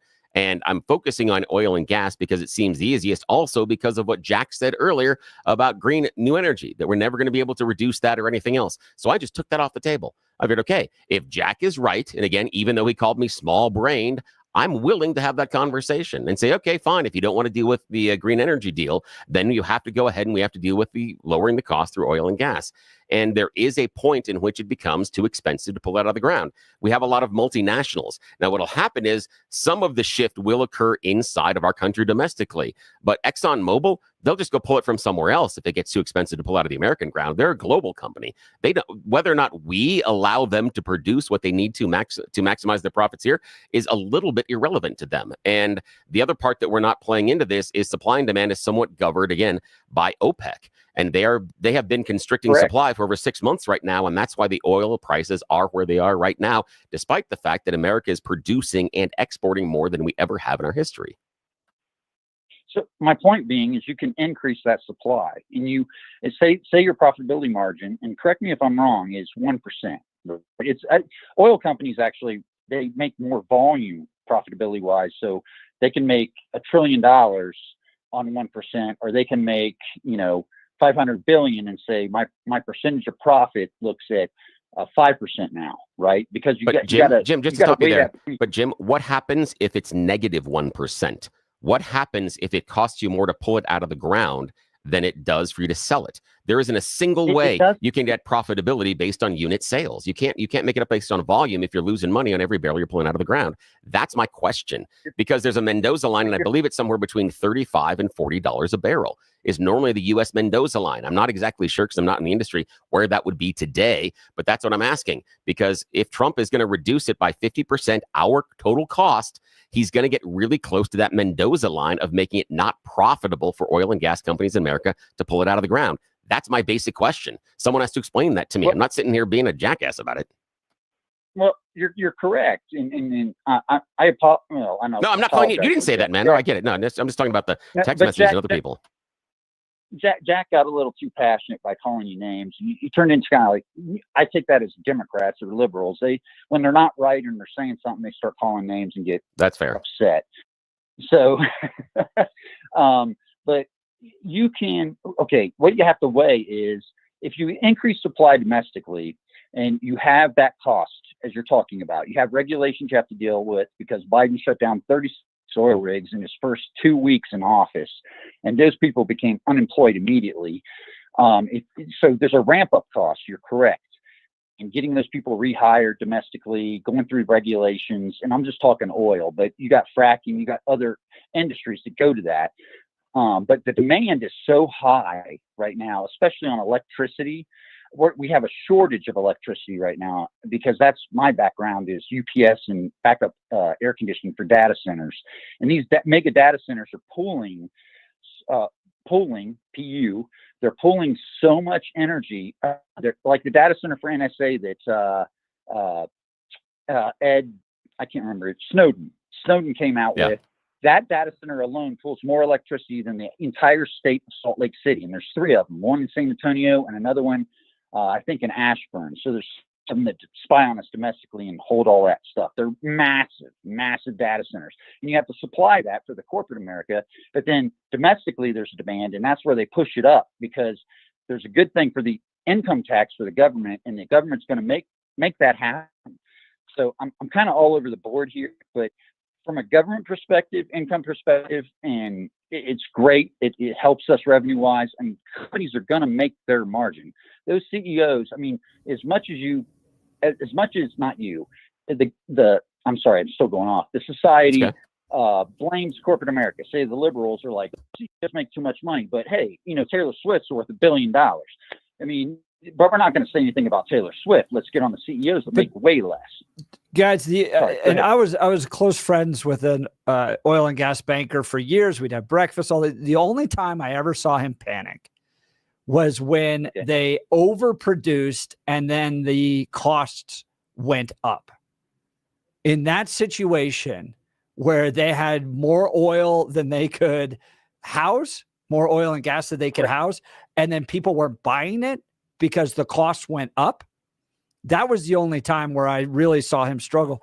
But the idea of cheaper oil and gas unleashing an economy and the impact it's going to have, I think is absolutely going to benefit our economy. Jim, I really appreciate the call. Thanks so much. Yeah, Jim, that was really good. And yeah, the problem is, though, if we get down to $20 a barrel oil, American oil and gas companies can't make money here. So they're going to go make the money somewhere else. It doesn't mean they're not going to make the money. They will, but they're going to go make it somewhere else. And I appreciate what Jack was saying about ramping up cost of energy. And he's right about the data centers, and he's right about the amount of electricity those take.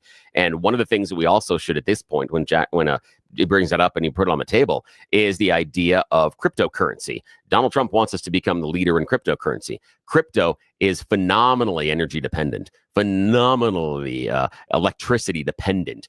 Some of those centers can take the amount of energy it would take for a small city. So that would be a question as well. If we're going to become the crypto center of the world, we're going to have to charge more for electricity because electricity demand is going to go up. So how the heck do you possibly lower electricity prices or the energy prices you have by 50% if you're increasing the demand? But again, that would take years in order for it to happen. Donald Trump promises in 12 months, and which accurately last caller outlined that you can't wrap up costs. You can't wrap up production within 12 months. It's just nearly impossible just based on the physical things that have to be done. So that's what I'm asking. I'm not sitting here trying to be a jerk about it. I'm like, this is what he said is going to happen. Help me understand how we get there. And so far, nobody's been able to explain to me how we're going to get to his goal without tanking the oil and gas industry in America. So I just got a question how it's going to happen. We can see lower costs, but we're getting 50%. I don't see how it gets there. I haven't heard a good argument to the idea that demand all of a sudden increases. So why they want to be profitable with higher demand? It has to do with this.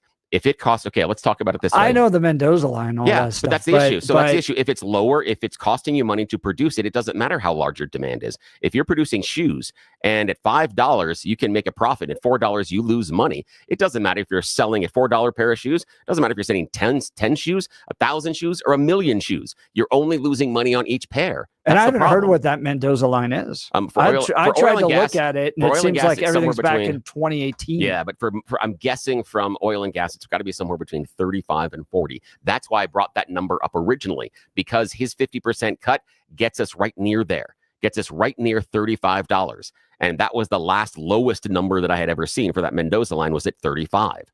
That's why I brought that up. Was because I'm not saying he can't do it. I'm just saying, how do we get there? Because it's really close to making our oil and gas industries not profitable. Feel free to give us a call. Would love to hear from experts in the industry, 303-696-1971, or text us on the Dan Caplis Law text line at 720-819-5115. Speaking of Dan Caplis, I've known this guy for well over a decade. He's pro-life, pro-family, pro-America. He gets it. He's with us on the values. That matters because who you choose to represent you in an injury case says a lot about you to everyone involved in the case, right? You show up with one of those kind of backstreet ambulance chasing guys. Well, it's not going to communicate well to everybody involved in the case. Dan Caplis is the son of a police officer.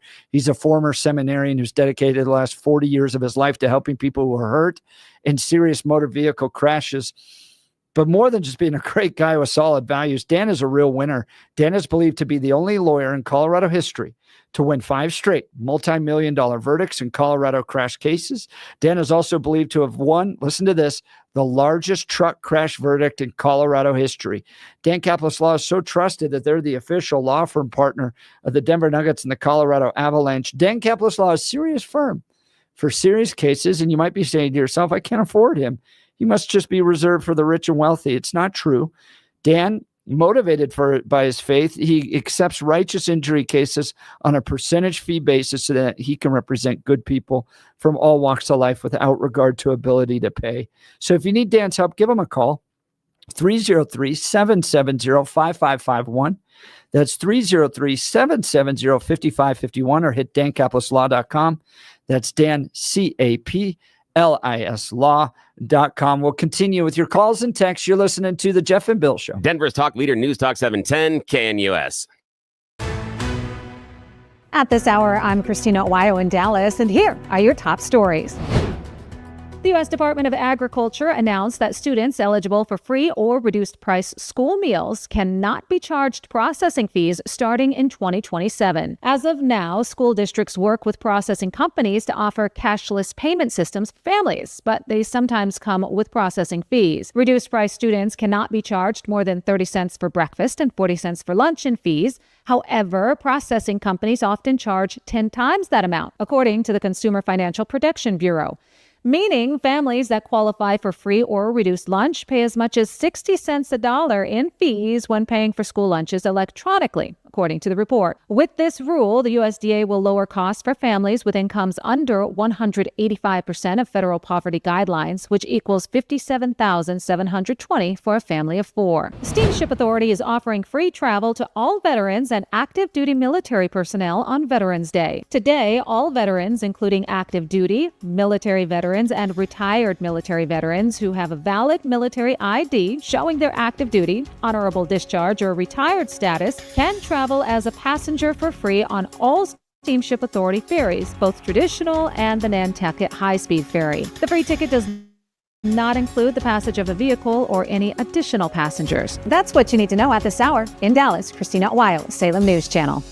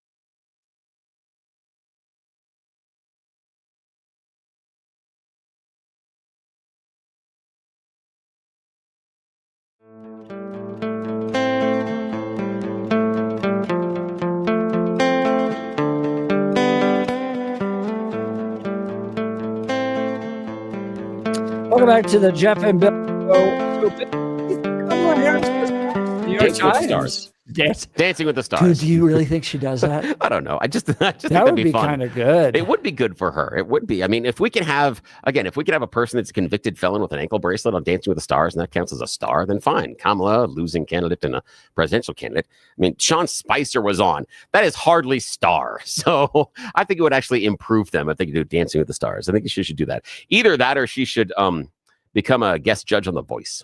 Again, I would go just totally ridiculous. Just go into the entertainment section. Be done with it. Be ridiculous. Yeah, go do something that I think that she had a problem showing personality. Yes, and connecting it's like with people. Romney did. Yeah, I exactly. remember he released a documentary right afterwards on Netflix, and people were all like, "Where was this guy the entire time?" Where is that? Yeah, that's the idea. And I would just, and for me, I don't think that in politics there's a heck of a lot of a future for her. So I would go the other direction. And again, one thing they will do is the speaker circuit. They'll pay a lot of money. So that's what I would look at. I think she has to get her too. Very briefly. Yeah. She'll get paid a lot of money very briefly. I don't think she's going to have I don't know. a long-term successful speaking career because she's not that good of a speaker. Here's the thing, though. But we can say she's good on a teleprompter, and that's all she needs. That's all she needs. I didn't think she was that I don't think she's great, but I think she's not passable. like what I want to spend my Friday. And I don't think people are going to be excited to see her. You know, let's go down and watch Kamala. It's not like Michelle Obama. Remember when Michelle and Oprah did the little tour thing? Yeah. But what's the theme of her talk? And that's the issue. Is you got to find what is the silo. $1 million question. And for me, this is what it would be. It would be the whatever it is, the burden of unburdening, of becoming, of whatever the hell she says, whatever that is. That's what I would lean into. And I would lean into that, the idea of this is transformative. I came in as an immigrant, child, and this is why we grew up. And look at me looking for and achieving the American dream. Yes, I lost the presidency, but look at what we have the ability to do. In that type of a scenario, it might be really, really good. You might have something there. Just the idea of, look, I grew up in this middle-class family, and look what I was able to do. I actually got to run for president. Again, if she stays away from the politics side of things and leans into a personal story, I think there's an avenue for that. I think there is. And I know a lot of people out there doing that kind of New York Times things. got 6 things that Kamala Harris could do. Ooh, what is it? All right, you ready for this? Number Yes. 1, bide her time and run again in 2028. No. That won't happen. That's dumb. That's hilarious. That's really there's bad. not a chance. No, not a chance. Not a chance at all. That's going to happen. We're getting some funny text messages here. Good. I'll have to check them. Kamala Dancing with the Stars. She doesn't want to face any more voters at the moment. Ooh, nicely done. Well done. I love that. That is fantastic. Good job. Good job. New York Times, she could run for lower office. This is serious. They actually think that she could return back to California and run for maybe governor. California would work. She can't go anywhere else. Now, but she might in CA, especially if Gavin makes the jump. Well, he's termed. So California will have an open that's right. seat race for governor in 2026. Yeah. Still, Miss Harris, they write, might be reluctant to campaign against other Democrats that are already running. If she does, Miss Harris would not be the first vice president to run for governor of California after losing a presidential election. Richard Nixon was denied the presidency in 1960. Then the governor's mansion 2 years later. When he lost that race, Mr. Nixon proclaimed to reporters, "You don't have Nixon to kick around anymore because, gentlemen, this was my last news conference." 6 years later, Mr. Nixon finally won the White House, though things did not go entirely swimmingly for him after that. That's a good point. So that could be. In California, I could see that. I could see that because they do that. They do that as kind of we feel bad that you lost. We'll give you something. Yeah, consolation prize. I can see that. Number 3, join the private sector. I don't see that happening. Yeah, I can because the lobbyists, that's all it is. It's something like that. Yeah. I mean, that's all she needs. Yeah. Go work for lobbying or corporate law. Yep, that's all she needs. Yeah. Where she just has to go to lunch with people and tell them to vote for stuff. I think she could do that well. Yeah. I could do that well. You could do that well. I want that job. There you go. Number 4, do advocacy work or join a think tank. Ooh. Okay. Now, our audience, Jeff and Bill Show, now you all get to write your joke about her joining the think tank. That is all on you, because anything that comes out of my mouth is going to get me pulled across the hall, and I'm going to have to explain things to people. So, yeah, probably not. This is where I think it goes. Yeah. Number 5, write a book. Oh, absolutely. I bet that's being written right now. She's not doing it, but someone else Yeah. is writing it for her right now. Yep. And it will be about whatever it was about I bumped into the glass ceiling or I did this or whatever the hell it is. That's being written constantly right now. In fact, I bet it was being written during the campaign. And now they have to rewrite the chapters they already wrote about her winning. So they got to rewrite those. So I think that's what's happening right now. Absolutely. I think we'll see the book in the next year. It'll drop. Absolutely. Yeah. And it can't be about her life because that won't be interesting. It's got to be about the campaign. Oh, no, it'll be What- about what her life and the happened? campaign. Yeah, It'll yeah. have to be because there are several. I mean, She's already written, I think, about her life. it hasn't stopped anybody else before. There's several Yeah, people out there that that's have right. several autobiographies. Like, has anything changed the past 6 years since you wrote the last one? Yeah, that happens all the time. So yeah, I still like Dancing with the Stars. I'd be doing the silly stuff. I would go out there and I would lean into the idea that I lost and here's some other fun stuff that I can do, and just because it would get eyeballs. Just if all of a sudden Kamala Harris, the failed presidential Do you candidate, think- shows up as a guest judge here or something, it'd be great. Do you think she has the disposition like Trump to just kind of continue to press on even in the midst of a loss? I don't think she does. I don't think I think so. Donald But Trump's a freak of nature when it comes to that. His ability to, everything he's faced would make everybody indictments. But he didn't All right, lose. I'm done. But he didn't lose. Remember, that's the thing. That's the thing that's remarkable about Trump is, he got kicked out of the White House in 2020, and he still said he didn't lose. So he pushed for 4 years about the fact that he didn't lose, Right. and then he gets dragged into court. Well, the court was fixed. He's Yeah, dragged I here know. to do this. He Everything's keeps fixed. going. So. I know it's not that he keeps going despite all these losses. He just doesn't admit he loses. He just keeps going. He's like, nope, that Which didn't is happen, kind and of just keeps going. amazing. Which again goes back to something we talked about a couple of hours ago. He defies political gravity. It He doesn't make does. any sense because anything else that has happened to any other political candidate probably would have sunk them a long time Yes. ago, but doesn't seem to affect him. So Jason in Denver, Kamala becomes the president of Howard University. Yeah, that's Oh. actually that she was big she about could. those She could. Yeah, I can see HBCs, that, but historically yeah. black colleges. Yeah. She was all about those. That wouldn't be bad, but I just look at the idea of, does she want that kind of a headache? Because I keep thinking that she's at the point now where she needs to maximize the paycheck and minimize the amount of work, which Yeah. things like think tanks, lobbyists, guest judge on The Voice, speaking engagements, because of speaking engagements, you can get just 3 basic templates for speeches Yep. and just pick the one that you're going to use in front of the crowd. You don't have to do any I work watched on it. I watched a certain Christian speaker Yeah. literally give the same speech over Yep. and over and Oh, over yeah. again. Everyone. Absolutely. And so, and that's what happens once you have it and you can nail it for the audience, Yep. because they're not going with you from Denver to Montana Yeah, to right, California right. to Texas. They're not following you. So you can give that speech over and over and over again. So yeah, I think she's at the point, and being the head of a historically black college is going to be a lot of work. I think she's going to look for the maximize the paycheck, minimize the amount of work. I think that's where she's headed. Last one from the New York Times on what Kamala Harris could do Yeah. now that she's not the president. Practice self-care and go for a hike. About the only clue Oh, regarding geez. Ms. Harris's post-election plans is her apparent desire to spend more time with food, not eating on the campaign trail. I'm planning on putting on some pounds after this is over, she said on October 27th in a Pennsylvania bookstore. They're working me to the bone. She could also emulate Miss Clinton. Days after she lost to Trump in 2016, the former Secretary of State was spotted by a fellow hiker on a trail outside her home in New York. Bill Clinton took a photo to the woman, subsequently shared on Facebook, where it went viral. Ms. Harris still has 10 weeks left to reside in the Naval Observatory. Yeah, I would throw some ragers, man. I would throw some ragers. Like if you've got nothing, That would be funny. your job already has such low responsibility Yeah. as the vice president of the United States. And if Joe Biden's not going to Yeah. invite you there No. or resign, which was another option. Oh yeah. Maybe he resigns and we break through the glass, That'd be phenomenally the glass stupid. ceiling, and we're done For a with couple it weeks. for a couple weeks. Oh, that's silly. Then Yeah. just have some fun. That's exactly it. Have some fun with it. Yeah. It's when you're talking about her spending more time with food, my brain immediately went back to it's an older Simpsons episode where Bart ends up giving a bunch of Krusty coupons to Nelson. And Nelson gains like 50 pounds because all he's doing. And my favorite part is when he hands him, he's Nelson's coming over and taking Bart's lunch all the time. And he's like, no, I got something different for you. And he's like, what? He goes, instead of my money, I got you lunch. And he hands him a bag of Krusty burgers. And my favorite line, Nelson opens them up and goes, you mean they serve these warm? Which I'm like, oh, so sad. Yeah, and then he hands him the coupons, and Nelson starts to eat the coupons. Like, no, you turn those in for burgers. And he's like, they give me burgers? So yeah, Nelson goes and basically camps out at Krusty Burger and becomes gains like 50 pounds. So I'm wondering, do we get that from Kamala? She shows up like 6 months from now, and she's pushing maximum density. More power to her, if you can do that. But yeah, I'm wondering about that one. 2809 Jeff and Billy, the Cure fan here. Not as sure if someone said this. She could join the Scouts and teach the ropes course how not to be burdened. Again, good job. Very good job.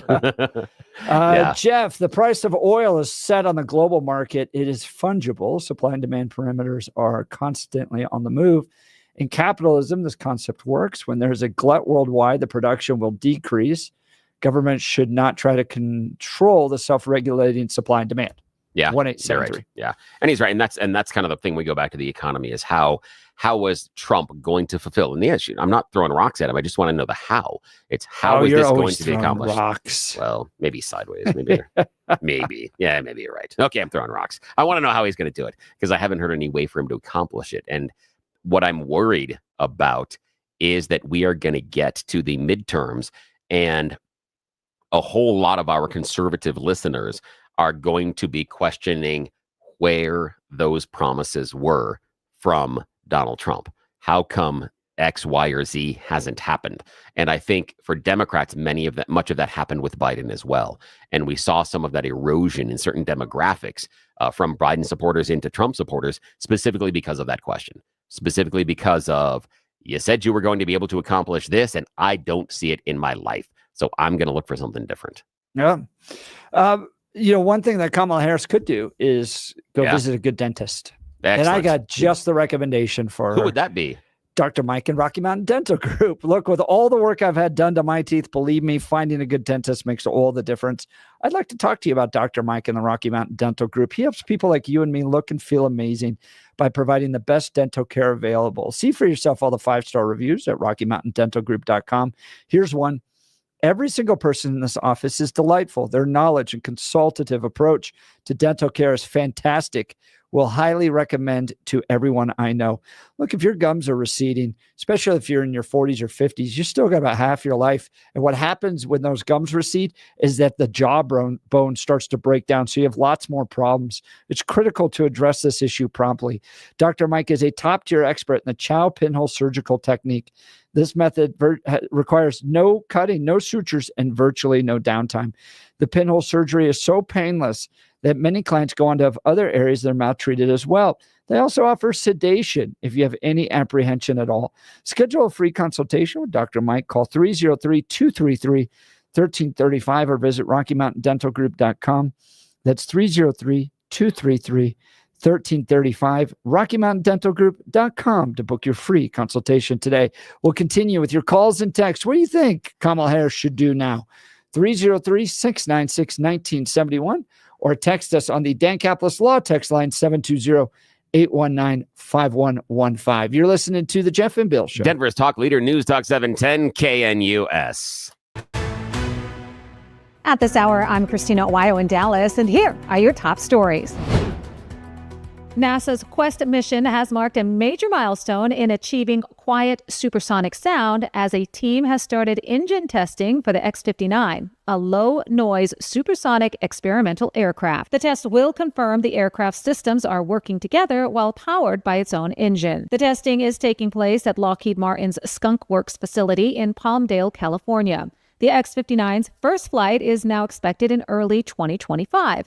NASA's Quest mission will gather data on how people perceive thumps from flying faster than the speed of sound. The hope is to provide information to regulators in an effort to lift the bans on commercial supersonic flights over land. 9,000 jobs are set to be cut at Nissan. The company will also cut its annual operating profit forecast by 70% to $975 million, making its second downward revision this year after operating profit for its second quarter tumbled 85%, which is well below expectations. Nissan joins a growing number of foreign automakers that are struggling in China as competition intensifies from Chinese manufacturers in the electric vehicle market. However, second quarter sales have also been sluggish in the U.S., falling almost 3% to about 500,000 vehicles. Together, China and the U.S. account for nearly half of all Nissan's global sales by volume. That's what you need to know at this hour. In Dallas, Christina Owayo, Salem News Channel.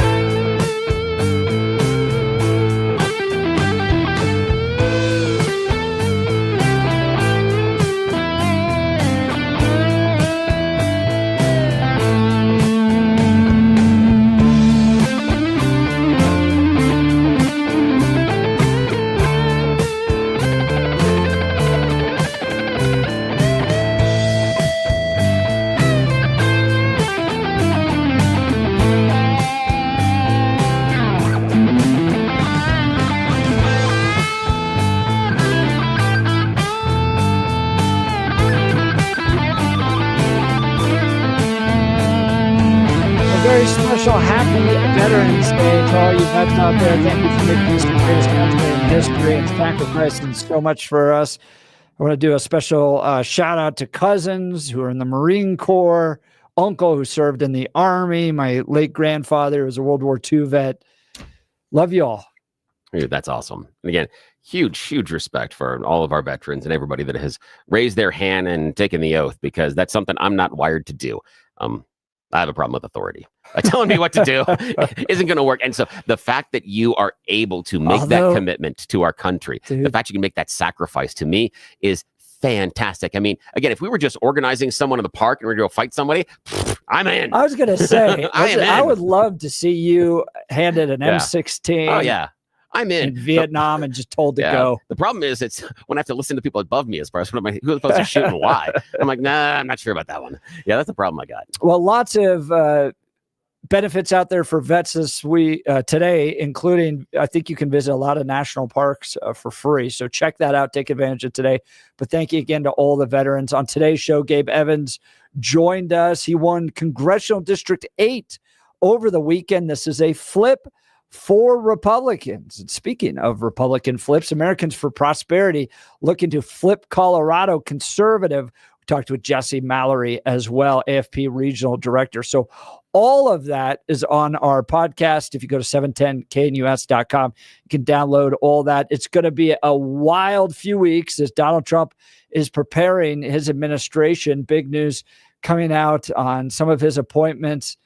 Susan Wiles going to be chief of staff. Elise Stefanik heading to the United Nations. And then he's got the pick for the border as well. The new border czar is going to be awesome. He's not holding back. Tom Homan, the former ICE director, is going to be appointed Trump's border czar. So yeah, that'll be interesting. Building a good team so far. I am fascinated to see who's going to lead the Senate. This is a big one. We didn't get into a big discussion on this today, but I'd love to hear from our listeners. Text in, who do you think it is going to be? It seems to be a 3-horse race right now between John Thune, John Cornyn, and Rick Scott. And Elon Musk getting behind Rick Scott. I don't see the MAGA conservative movement getting behind John Thune or John Cornyn. I just don't see the energy there. The problem is this. Do you think that someone that is very MAGA could move the agenda inside the Senate? Because again, you're going to have White House, you're going to have the House, and you're going to have the Senate.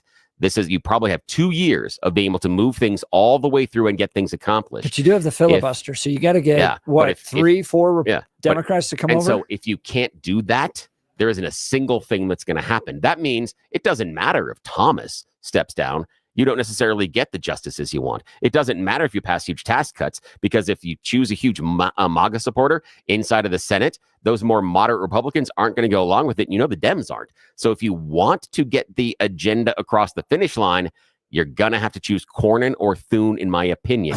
Too those far. Those guys are so flat, though. I know, but so flat. But those are the guys that can get the Democrats to come with you, because without a few Democrats, Trump's agenda is dead in the water. So the idea is this: do you want to accomplish what you want to, or do you want to be pure? This is going to be fun to watch, my friend. You've hit this on the head. This will be a big one to watch. And will Mike Johnson remain Speaker of the House? All of this to watch, to be determined. We'll continue to follow it. Gabe with a great text, 11th hour of the 11th day of the 11th month. Thank you all. Oh, that's great nice. Text, Gabe. Great text. Well, that's really cool. We've got Cal Thomas followed by Charlie Kirk, Dennis Prager, Sebastian Gorka, Mark Levin, Larry Elder, all coming up this afternoon. And also, just a reminder about why you sit here and you listen, you spend some time each and every day with Jeff and Bill, because we're going to remind you, we were going through a huge snowstorm last Friday. Storm of the century, decades and decades. Jeff is out at the Hunt Ranch, and he's putting animals away, and he's putting hay, and he's making sure everybody's all buttoned up. And I throw a couple of kids in the car, and through the blizzard, I drive downtown and go see a concert at a small dive bar. That is the perfect encapsulation of the difference on this show. And we appreciate each and every one of you hanging with us every day because of it. Thanks a lot. Well, mild and dry, 54 today, 56 tomorrow, a little bit cooler on Wednesday, 50. So snow melt. But you made it through that big snowstorm. Yes, all right. did. Check out the podcast, 710knus.com. If you missed any of the show, you're listening to The Jeff and Bill Show. Denver's talk leader, News Talk 710 KNUS. Thank a veteran today. Happy Veterans Day.